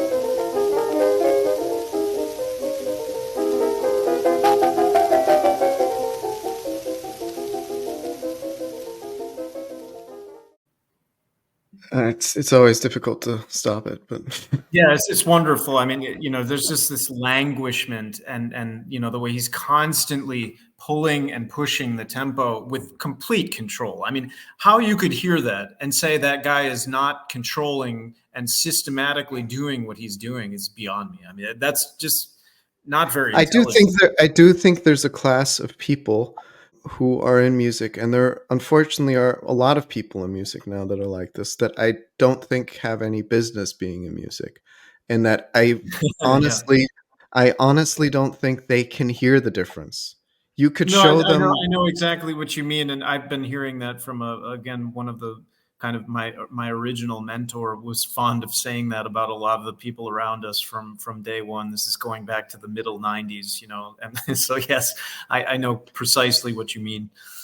And I think another issue, something one of my teachers once told me was, who got quite frustrated and said, there are too many musicians. We don't need this many musicians, was always his opinion. Yeah, it's way oversaturated and overcrowded. Hindemith talks about that in the overproduction of institutions. It's a universal problem of our higher education institutions, and it was early a problem in music to the extent that he wrote about that in like 1950, and he was at Yale at the time. And it's certainly the case. It's only gotten worse. Yeah, much worse. And I've made the point yesterday that he talked of a reckless weeding out of the chaff that needed to be gotten rid of at that time. And I made the point yesterday, and not related to your point about the temporal and historical proximity of these people, is that in the past, when you start to research this, they all knew each other. Like, the networks were very there's a lot of cross-referencing between networks of people, Leschetizky, Rubinstein.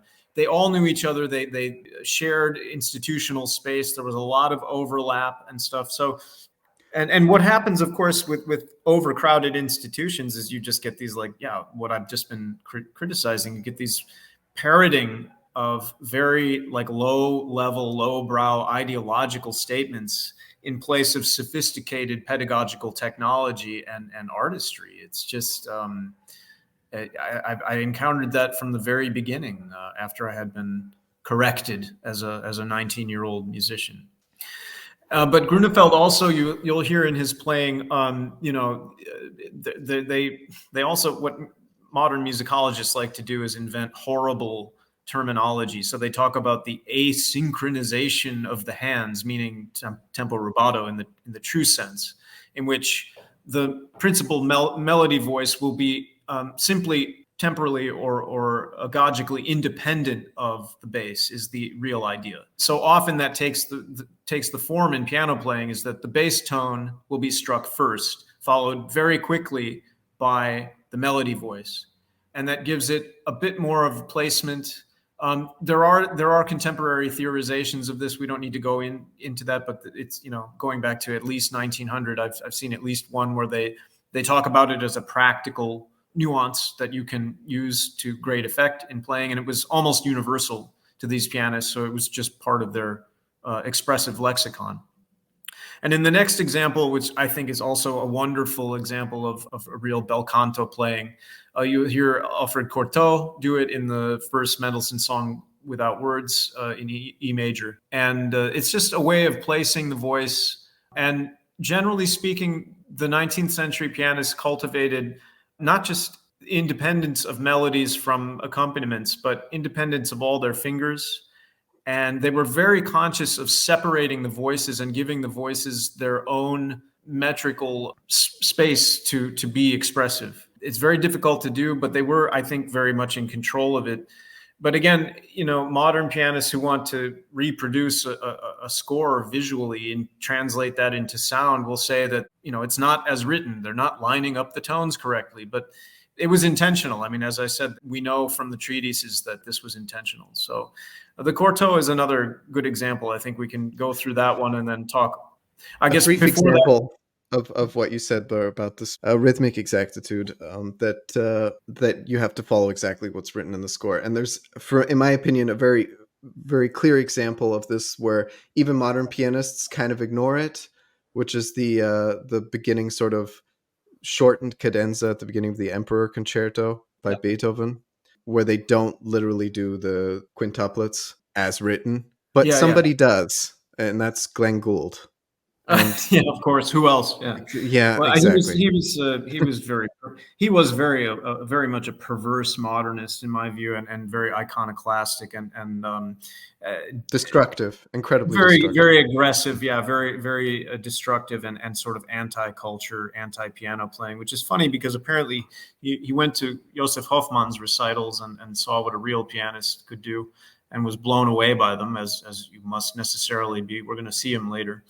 But there's not that much for me to say about tempo rubato. They practiced it, and as I said, it's a way to delineate the melody. And same with the violinists. We just heard Arnold Rosé do that. The violinists would play freely in time with, but in their own time, as it were, a kind of counterpoint against the time of the accompanist, and a pianist would do that for themselves. And it also helps again.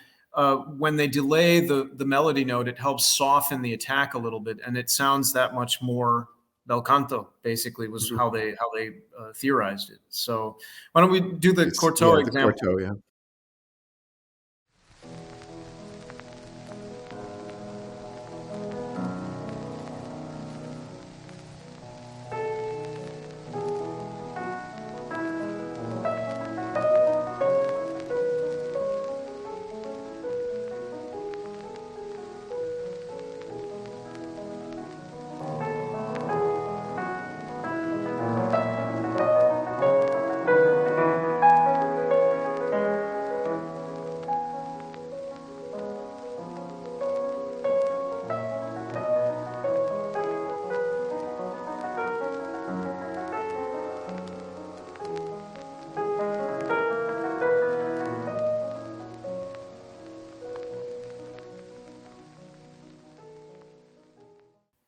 Oh, that's fascinating.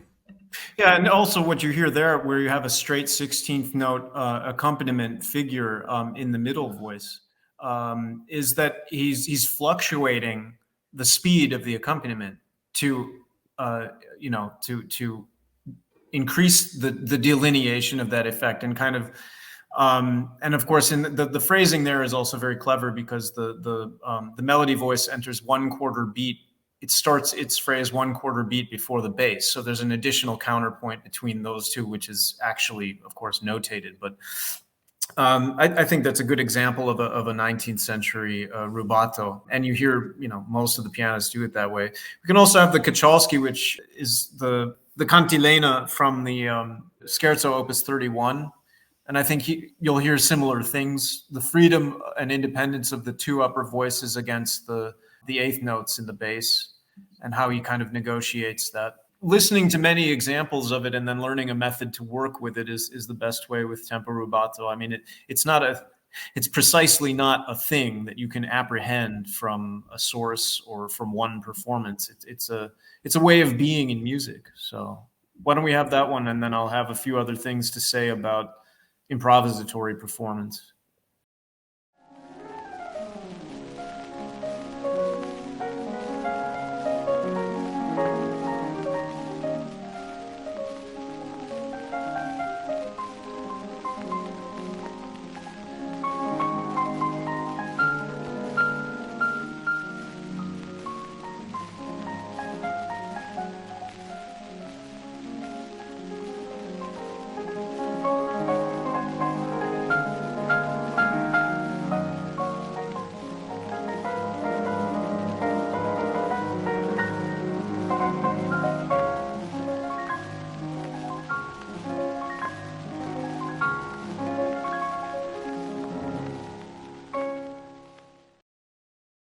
That's Also, that's particularly interesting to me because it's a piece I know quite well because I've played it. I haven't done it near that level of justice, but you will not find any pianist perform this like that no. nowadays.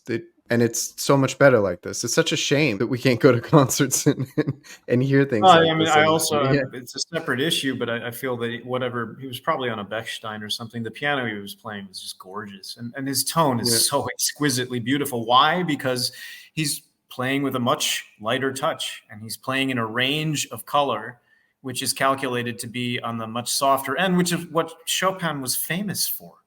He was famous for playing pianissimo, pianissimo, pianissimo. You hear this in Rosenthal's Chopin too, in the mazurkas. I mean, it's just on the edge of the audible, but totally clear the whole time, like perfectly delineated. All the voices are perfectly realized. And that's what they prized. Not this kind of note reading in the middle of the instrument's range of dynamics. I also chose that passage to round out the examples because Chopin, it's in Eigeldinger. Chopin said to a student, he kind of barked at her and said, think of Italian song, think of the singer Pasta singing that passage, not French vaudeville.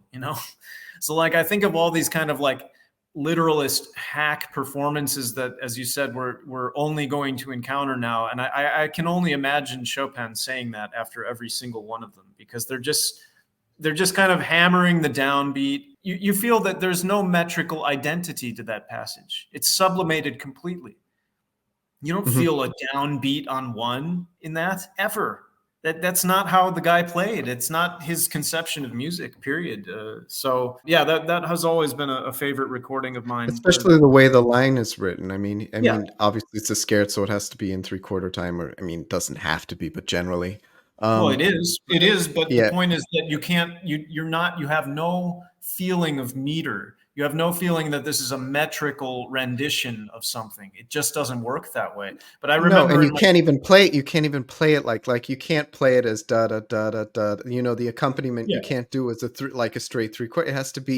It has to flow. Yeah, it has to be essentially in a way out of the And and and metrical I beat have heard structure. pianists perform the accompaniment and been applauded when they do bada bada bada bada bada bada in the Yeah, left hand. You yeah, know what I mean, though. I mean, I I can't do, sing I it at do. speed, but Yeah, they're 1 2 3 1 2. yeah, They're just showing you hammering that the downbeat very yeah. self-consciously. Yeah, exactly. And I, in my master's thesis, I compared that recording and that passage to Emanuel Axe's, which is just exactly like that. And he's a celebrated pianist. Just to round it out, one of my sources from specifically the Rubinstein tradition, and a very, very famous pianist, but I don't want to give this one away. But the substance of this was in an interview he gave in like the 1920s.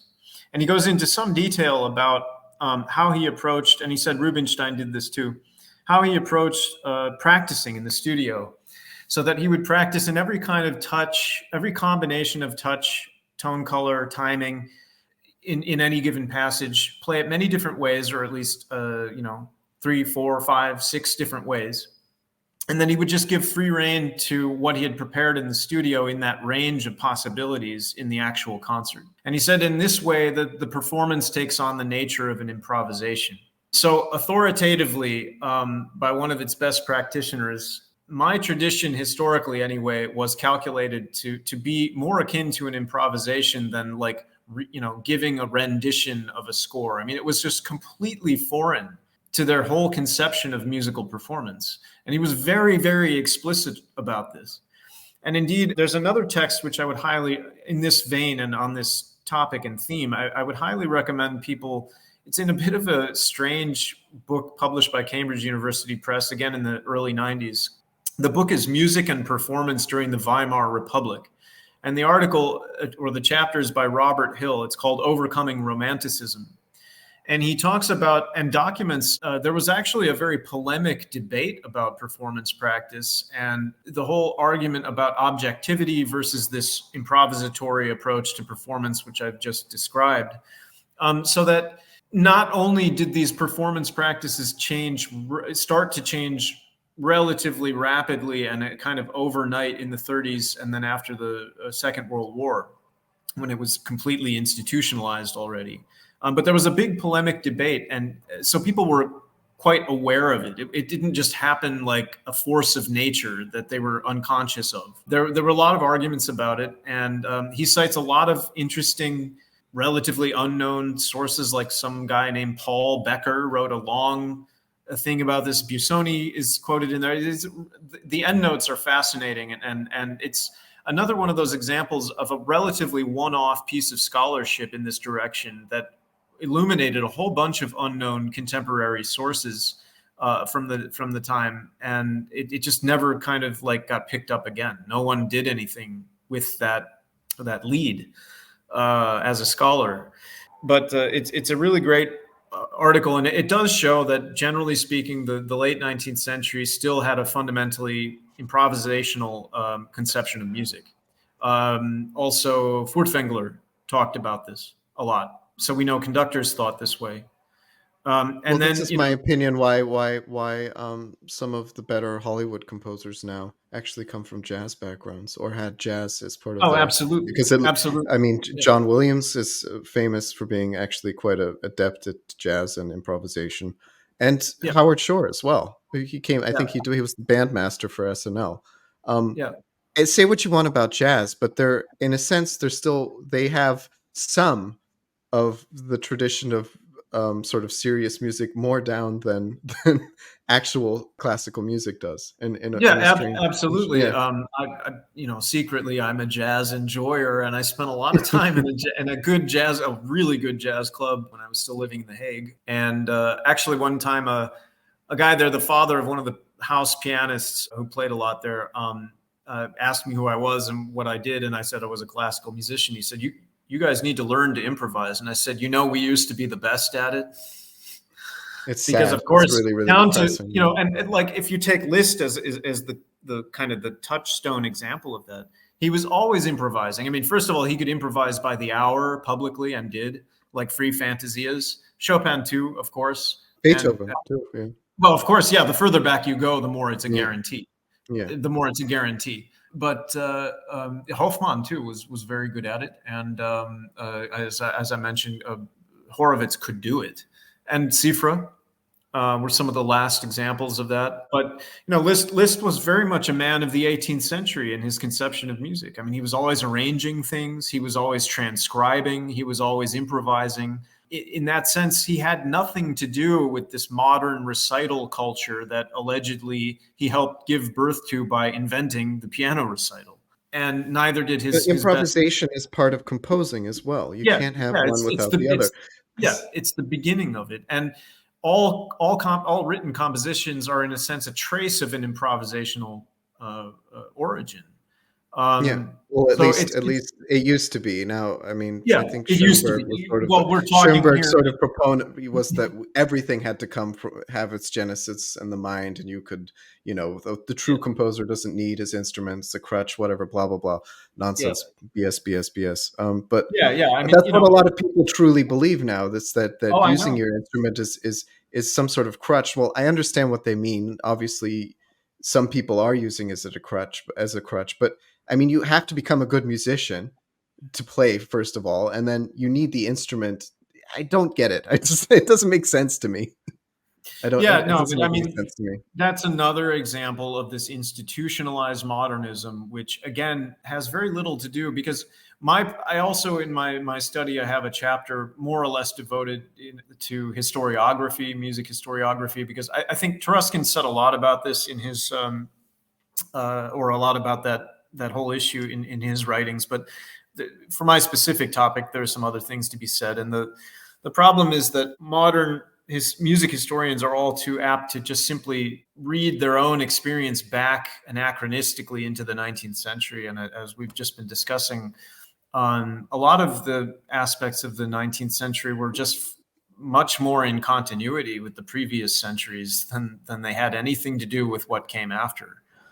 I do think, in a sense, European culture kind of committed harikiri in the 20th century. Yeah, and So, I have some sources that talk about the persistence of the Ancien Régime in terms of the general culture of the European aristocracies, and also specifically to do with music. The conservatory system was a late developing institution, and many of the musicians who founded them and or even the ones who attended them, including my own grand teacher Marcel Ciampi, were basically trained by someone else in a more traditional master apprentice situation, of great duration and depth outside of the institution. So he was trained by Marie Perez de Brambilia, who was the pupil of Anton Rubinstein, and he basically learned piano playing from her and not from the otherwise quite wonderful Louis Dimer, who was the piano instructor in whose class he was enrolled when he went to the conservatory in Paris prior to World War I. So there's a sociological element to this too that can't be overlooked, and it's foolish to assume just because they called it a conservatory then that it had anything to do with conservatories now. That would be the antithesis, in a sense, of historical thinking, wouldn't it? And yet they do this, but. No, and I remember hearing once about, and this is not meant to be against what I said before, using the piano to compose, but I think one of the final exams at the Paris Conservatory, and I have heard that they still do it in Italy to an extent, but I'm not sure if it's still at the same level or difficulty as it was in Paris. But you hear about these sort of final exams where they had to write a 5 or 6 minute fugue at a desk. And some of those fugues are still around that you could look at, and they're quite good. Yeah. And that's something you do have to be able to do away from the piano, because it's Sure. following rules, essentially. What I mean by using the instrument is that you discover things on the instrument that you just can't manifest out of your mind, just because you're sort of working with the instrument. It's hard to describe to people who don't really understand what you mean, because I get I have a video about this, and I get the same comment every day I have to read. Well, you need to work at your yeah, duh. Anyways, Yeah, I don't want to you're get right that sidetracked.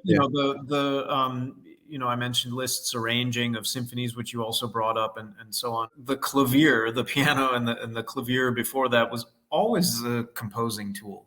I mean, it's a convenient arrangement of all the 12 semitones of the octave. It's a great way to get your head around these intervallic and harmonic combinations. And as we've just been saying, all of the great keyboard players and were usually great composers. Almost all of the great composers were great keyboardists, and they improvised fantasieren was the beginning of their compositional process. And they also did that as Hummel was also famous for it. And there's a section on improvisation in his treatise. And he talks about what you need to be able to do that. But, he would get up in front of an audience of a couple thousand people and he would improvise for an hour. It was part of their culture. Yeah, and Mendelssohn did it. Liszt did it.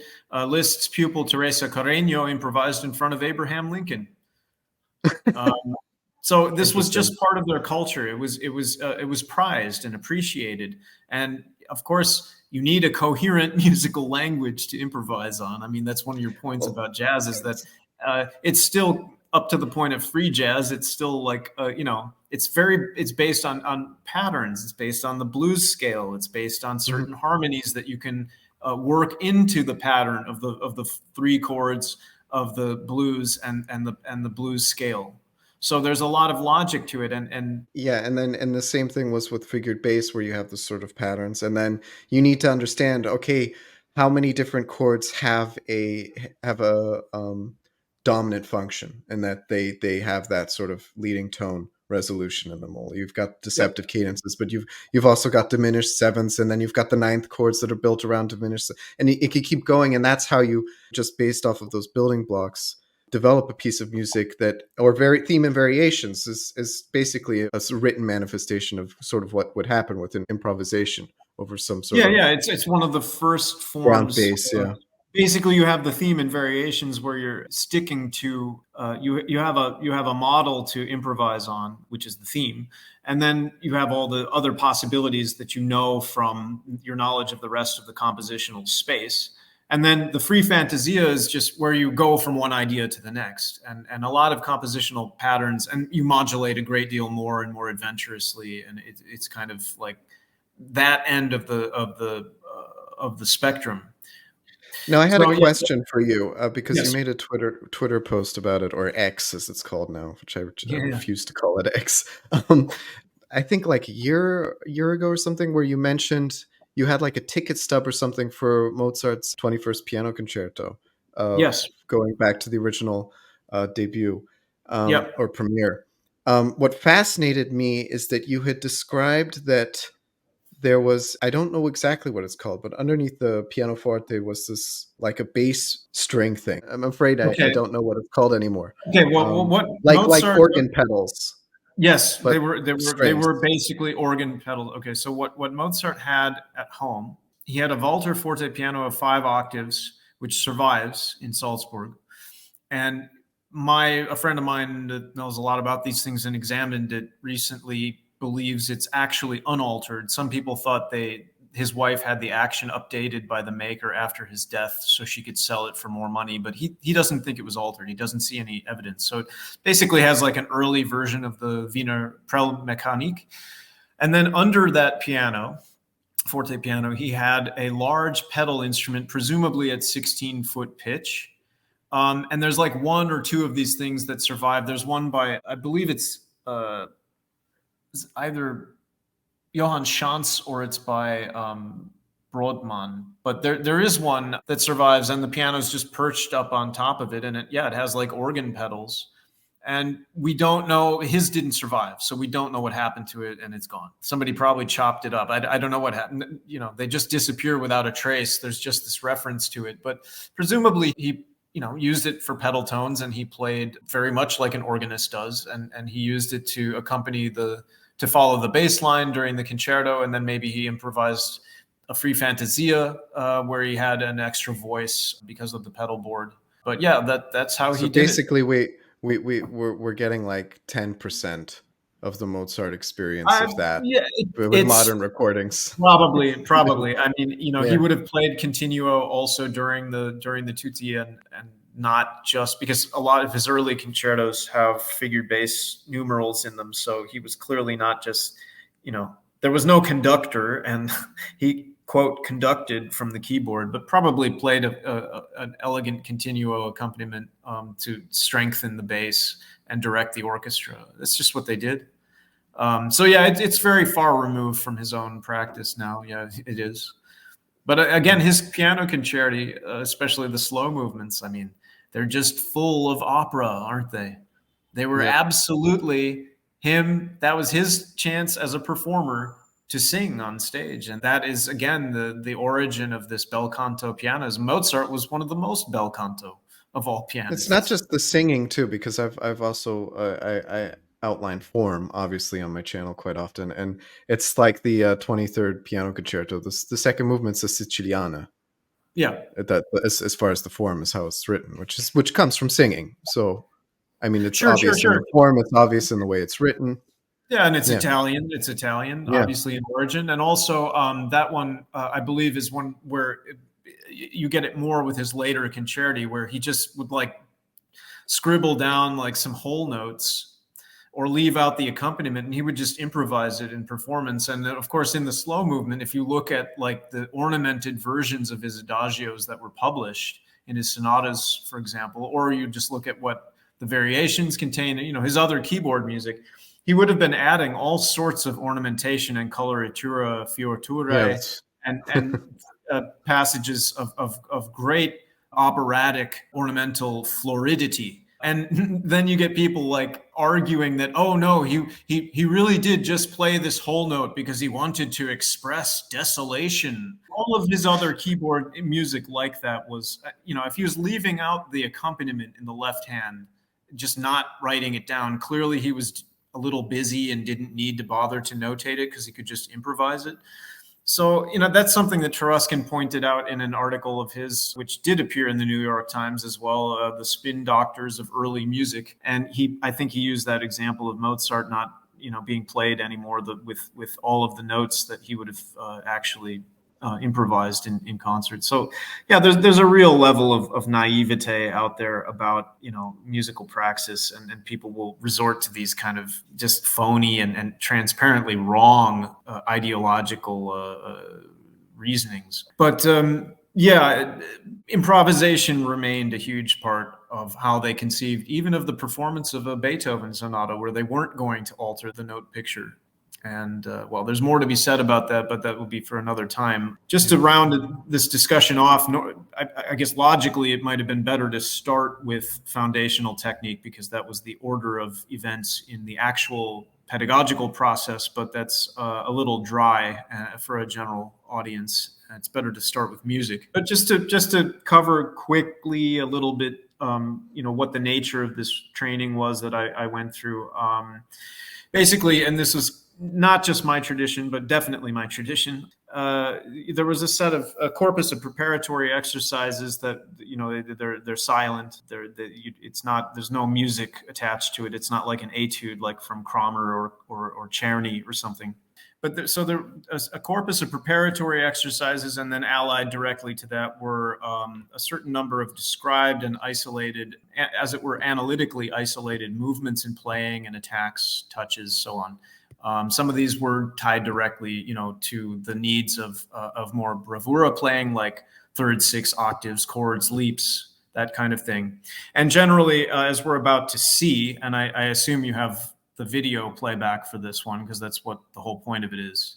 And You want an excerpt of the Tannhäuser then? yeah, the one from the The timestamp, and then the Yep, Hofmann one is lined up got it. with that, so they're playing the same passage. So anyway, you know, there are a certain number of attacks, and again, I corroborated this independently with my other with Ciampi's former student and biographer John Paul Bracey, who showed me everything we went through. In fact, he brought a copy of written out in his hand of Ciampi's notebook, which contains all of this stuff, and we went through every single last one of them. And he asked to see my hand position, because the hand position is critical to supporting the weight of the arm in the correct way. And when you have the right hand position and you do this kind of you know, a lot of work on these technical fundamentals, and when I say a lot of work, in another published source, which was based on interviews with many French pianists, but in one of them was, you know, there's a chapter on Ciampi, and one of his other students, Cécile Housset, I believe it was, said, first of all, she confirmed that this comes from Anton Rubinstein. Second of all, she said that Ciampi had her on 4 hours a day of these silent preparatory exercises when she was 12. Okay? So these people were very serious about this foundation. No music, just exercises. And, Well, it this worked out. reminds me of Sechter, who wouldn't let Bruckner compose a single note while he was taking lessons with him. Yeah, exactly. I think Exactly. for And 4 or 5 years. for the same reason. Yeah. For the same reason, because they've distilled it down into the essential foundation without which you cannot succeed at the higher level. And if you do this a lot and with many years of playing, your hands actually become very muscular, very flexile, very supple, very powerful. And you also are able to play, as we're going to see shortly, the most bravura passages with an extreme economy of motion, no involvement of the upper body, no moving the torso, no making faces and grimacing and looking to the heavens and smiling and all this nonsense that you see now and that people think is somehow like expressive and musical and the audience wants it. It's kabuki theater for people who don't listen. They can look at the face. Exactly. Yeah. And it was really embarrassing for me that Charles Rosen, who sort of studied with Moritz Rosenthal, in a book he released in 2002 called Piano Notes, said that, well, we kind of need this now because people aren't as good at listening to music. So you have to kind of visually convey the meaning of the music. And I'm like, well, we know damn well Rosenthal didn't do any of that. So I just don't buy it. People still like Horowitz, and I do think Horowitz has some exemplary recordings, and Rachmaninoff did appreciate him. He didn't do any of that either. No. He made fun of it. He made fun of it. Yeah. There's a video clip from I think they made a documentary, like one of the news. It's very funny, that clip, yeah. Yeah, and he makes fun of it. He's like, what is this going to do for me?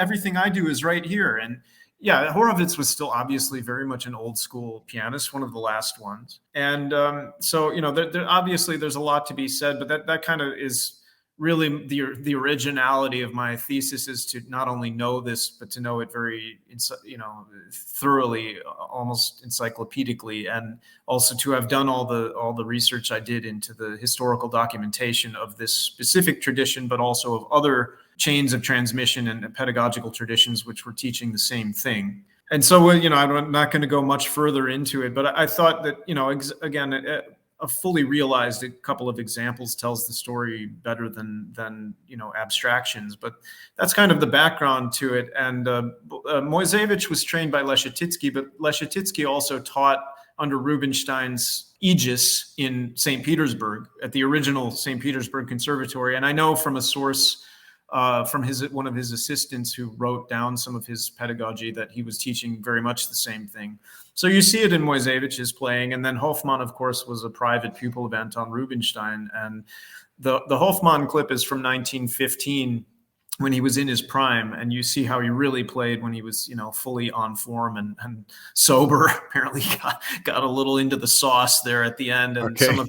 some of his film performances from like 30 years later are a little bit distressing to watch by comparison. But they're both excerpts from Liszt's Tannhäuser transcription of the Tannhäuser Overture. And the Moisevich performance is complete, and it's just a wonderful thing to watch. And also his tone in that is just exquisite. Why don't you run the Moisevich just for a few minutes? It's actually just a couple, I don't know. 2.5 till the end. It's time stamp for the right bit. And then we'll see Hofmann.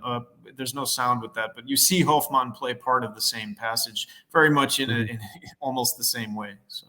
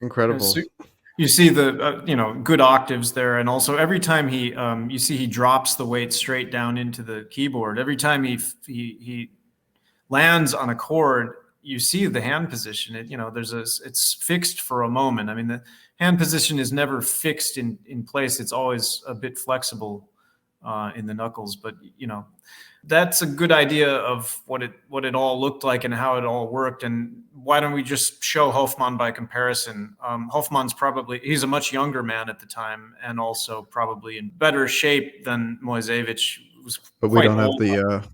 we don't have the sound, but we No, can but see. it's just this. Yeah. It's where he goes from the scales into the octaves. So it's just Yeah, this it's the beginning, same part, yeah. same clip.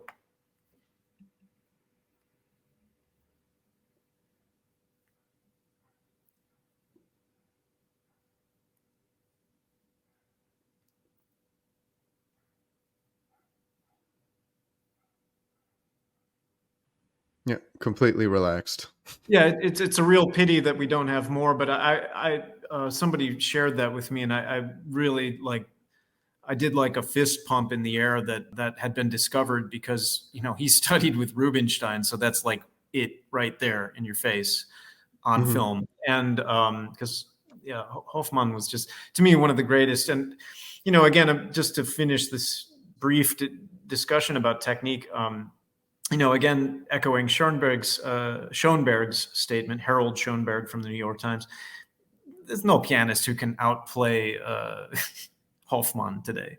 I mean, No. listen to his Capriccio Espagnol by Moskovsky. I mean, please. And also, a pianist like Stephen Huff, who's on the more achieving end of technique as modern pianists go. He's said in print that Hofmann was just, sky high, as described by his friend Rachmaninoff, who was also in possession of similar, transcendental technique. I mean, or Levine in the Joseph Levine in the Blue Danube transcription that he recorded. I mean, it's just And astonishing.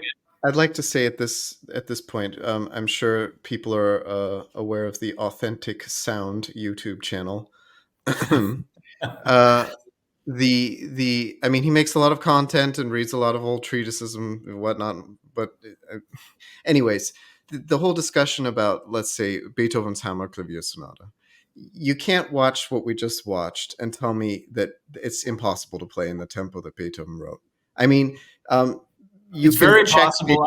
Yeah. I didn't learn the whole thing, but I practiced the first movement, and it was not that difficult at a certain point because you learn to control all of the different movements in playing that are required for that. And also it is a little bit easier on a Viennese action because they're lighter and they have a shallower key dip and they're more rapidly responsive than what Moisevich and the big Steinway action But is very heavy, even looking low. at them, they could probably play it in that tempo Of on a course, lot. Yeah. Yeah. absolutely, absolutely. The musicality of musicians and composers of the past is almost incomprehensible compared to now.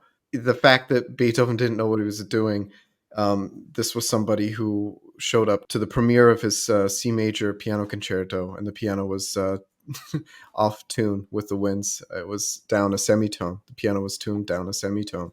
So he performed the whole thing in D flat or C sharp.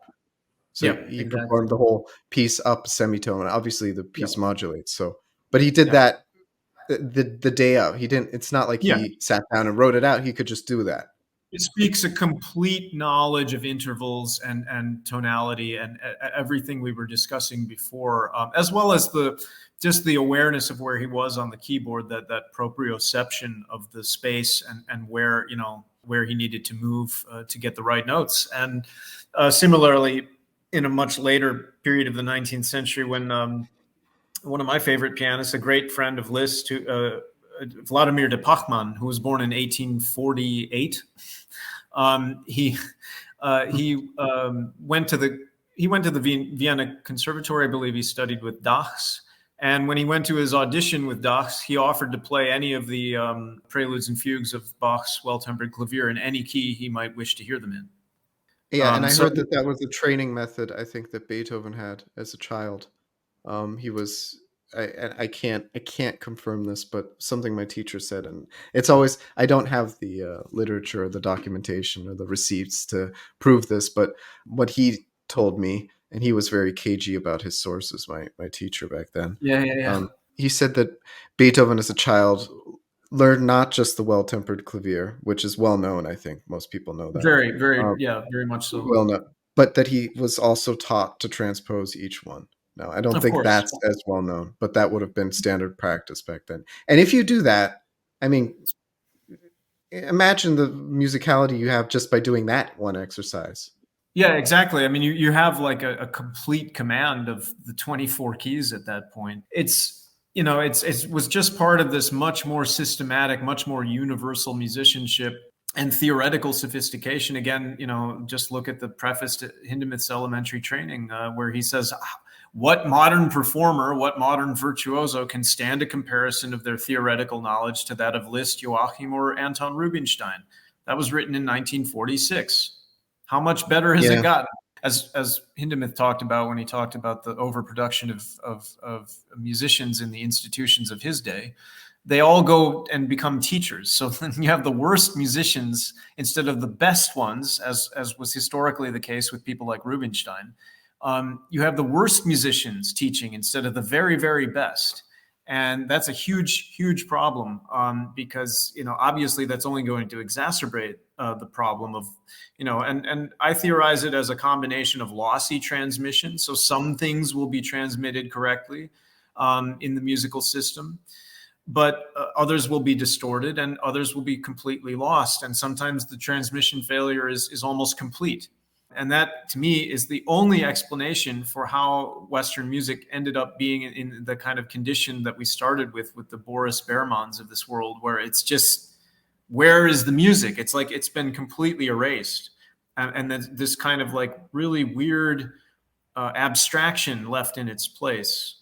Yeah, and then finally, the end point of my study, its outer limit, is again to document and to show that this can be traced back quite far, and there's less documentation as you go further back naturally, but there are hints here and there that a lot of this stuff is very old indeed, and that musical traditions are not just how do we say, it's not just it should be played like this. It's also, many things can be played if there's a foundation, if there's a real bedrock of musicianship to build on. And I think it's that loss of perspective on that is also the problem, that we've all become kind of these museum curators in this imaginary museum of musical works, as it was described by Lydia Gare in her book of that title. And it's easy to lose sight of what matters for musicianship when we're kind of just preserving this cultural heritage in one form or another,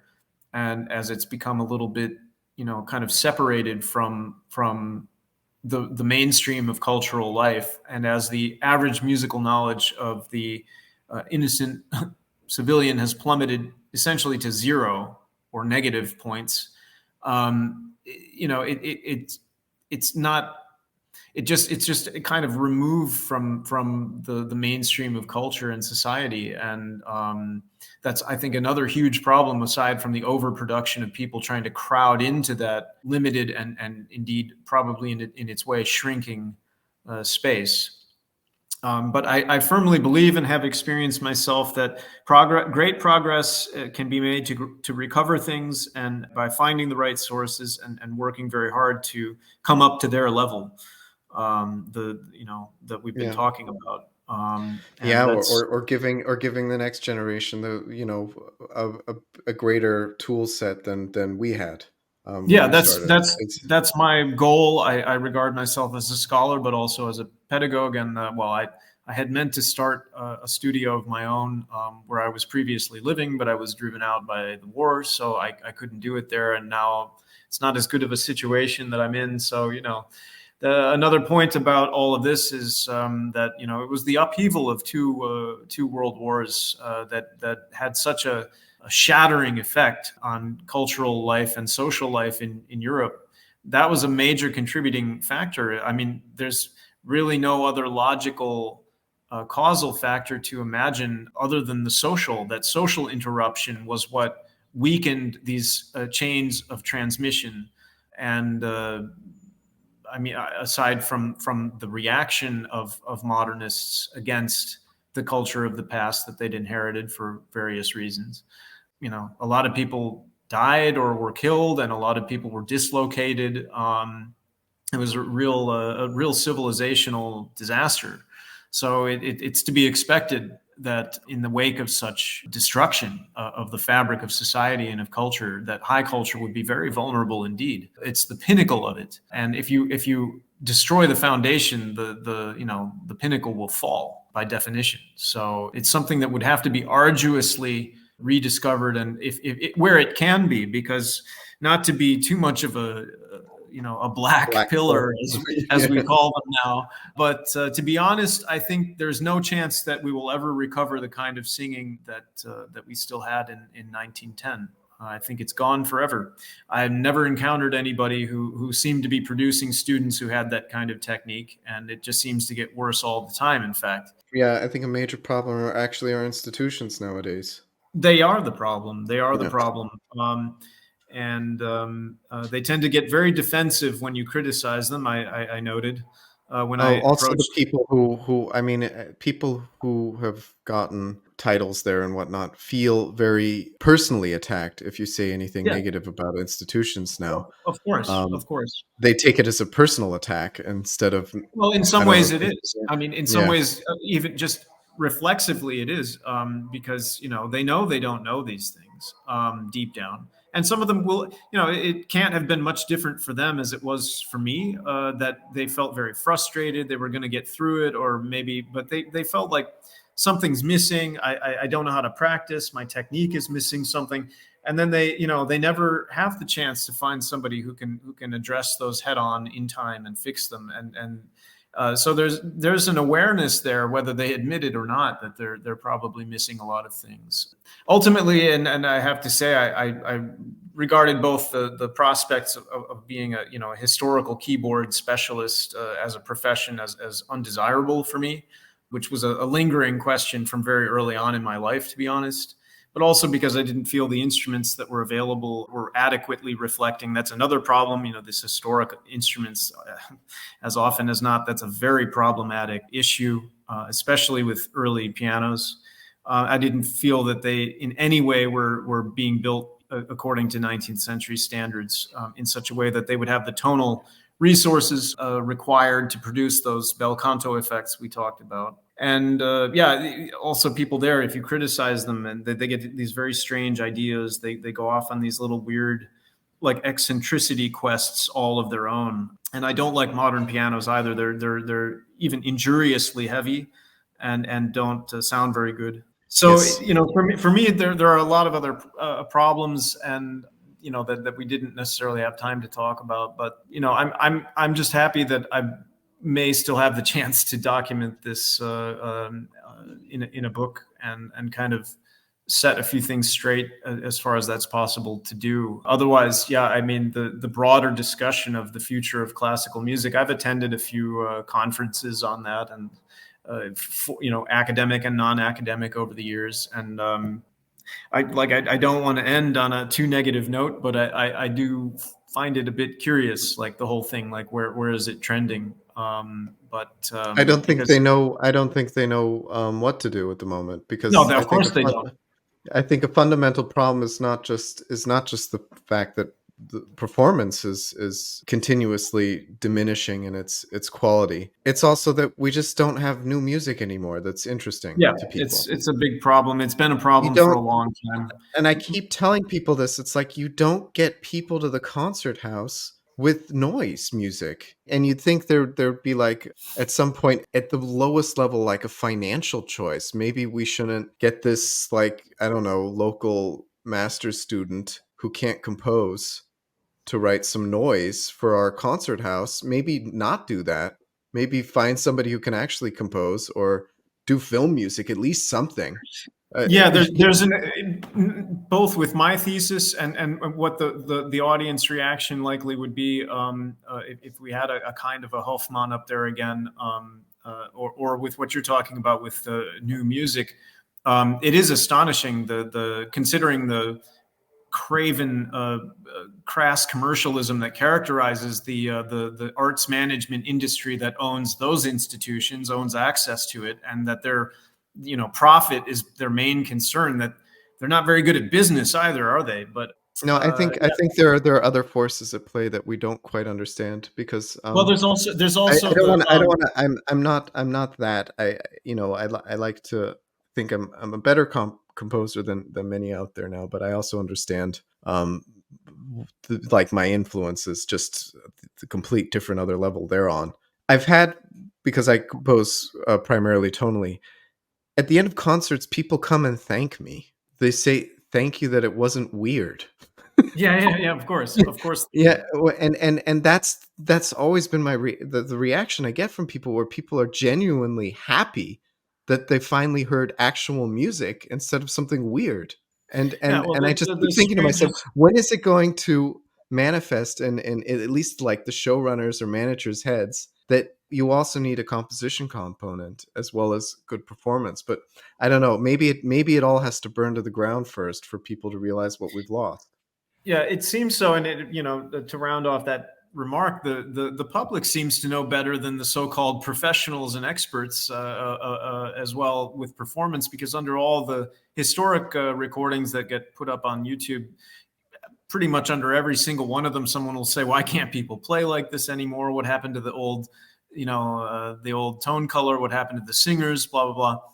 And the public at large probably would be very quick to pick up on the superior quality of it, just as they would prefer to hear something in a more of a traditional tonal language if it's a new composition. Because let's face it, musical modernism, unlike pretty much every other branch of modernism in the fine arts, never really did develop an audience. It just developed an echo chamber in the university system of all these, Yeah, and I kind of think weird I snobs who think that that, oh well, once you've crossed the Rubicon of atonality, it's over for tonality. They have this historical deterministic attitude. I mean, we could do a whole nother stream about that, yeah, but all that, um, yeah. my hope is that indeed that there will be some more, like, but I mean, distressingly now we see the politicization of the performing arts, and that it's about, diversity, equity, and inclusion more than it is about music at all in the first place. And it has nothing to do with our musical heritage. I'm sorry, it just doesn't. But No, yeah. and it might actually fail on its own. And then there'll be a new group of people who bring stuff back. And there is, I think, an inherent desire that people do have somewhere deep inside for serious music. That's the other thing. People want this because they can know about it. They can get access to a real embarrassment of riches when it comes to opportunities to hear the whole of our musical heritage in one form or another, better or worse, but still something of it. Whereas 100 years ago, you weren't going to hear anybody play Froberger or anything, and there's all that music too, which can be done better when you have this better theoretical and practical background to really do something with it. And so yeah, I'm sure that people will continue to have the desire for a higher form of musical experience and culture, and to really reach for that transcendental musical experience, despite the assaults on their senses, especially hearing, and their lack of education and background in music themselves, and the distraction of their daily lives with all the information that they're always consuming, and the media through which they consume them. Because Yeah. yeah, I can say long, long, long, lonely hours of intense focus in as much quiet as I could ever find in the modern city life was how I came to know these things and to understand them and to be able to do them and explain them. So it's definitely not music of our world. I mean, it comes from a much quieter world. It's I think an indispensable part of our heritage, and if we're going to have a high culture, it certainly has a central place in it. Well, I think that's a good way to end this discussion. I'll definitely like to have you back on to talk to you when your book's done, and maybe we could have a more deep dive into sort of the problems with 20th century composition, which I like to get into at another time. But I think for now, I think we've been going for 3 hours, and I've really enjoyed the discussion, and I hope the viewer has learned as much as I have during the course of it, because I think what Von K is discussing here is absolutely crucial also, because my channel is mostly about composition. You need to understand that your music will be performed as well. And a lot of composers miss sight of that now. And I think what you've demonstrated is a completely new language to a lot of people now, that's almost completely lost. So I appreciate it and thank you, and look forward to talking to you again. Is there anything you want to end on, or anything you want to shill, as they say online? No, I just I agree that it was of a piece. It was a holistic and coherent musical system and culture, and it's impossible to really understand it or do anything with it if you don't understand it from that way, as an insider and a native, as it were, to their historic musical culture. But beyond that, I really appreciate the opportunity to come on and to discuss this with somebody who has a lot of insight into this, and also from another perspective. And just to kind of get the word out again. It's been a long time since I did something like this. And I would absolutely love to come on and discuss composition with you another time, and kind of, reverse the roles and let you lead the dance, as it were. And but otherwise, yeah, it's been a great discussion, and I look forward to getting feedback about it. So Okay, thanks again. great. Thank you.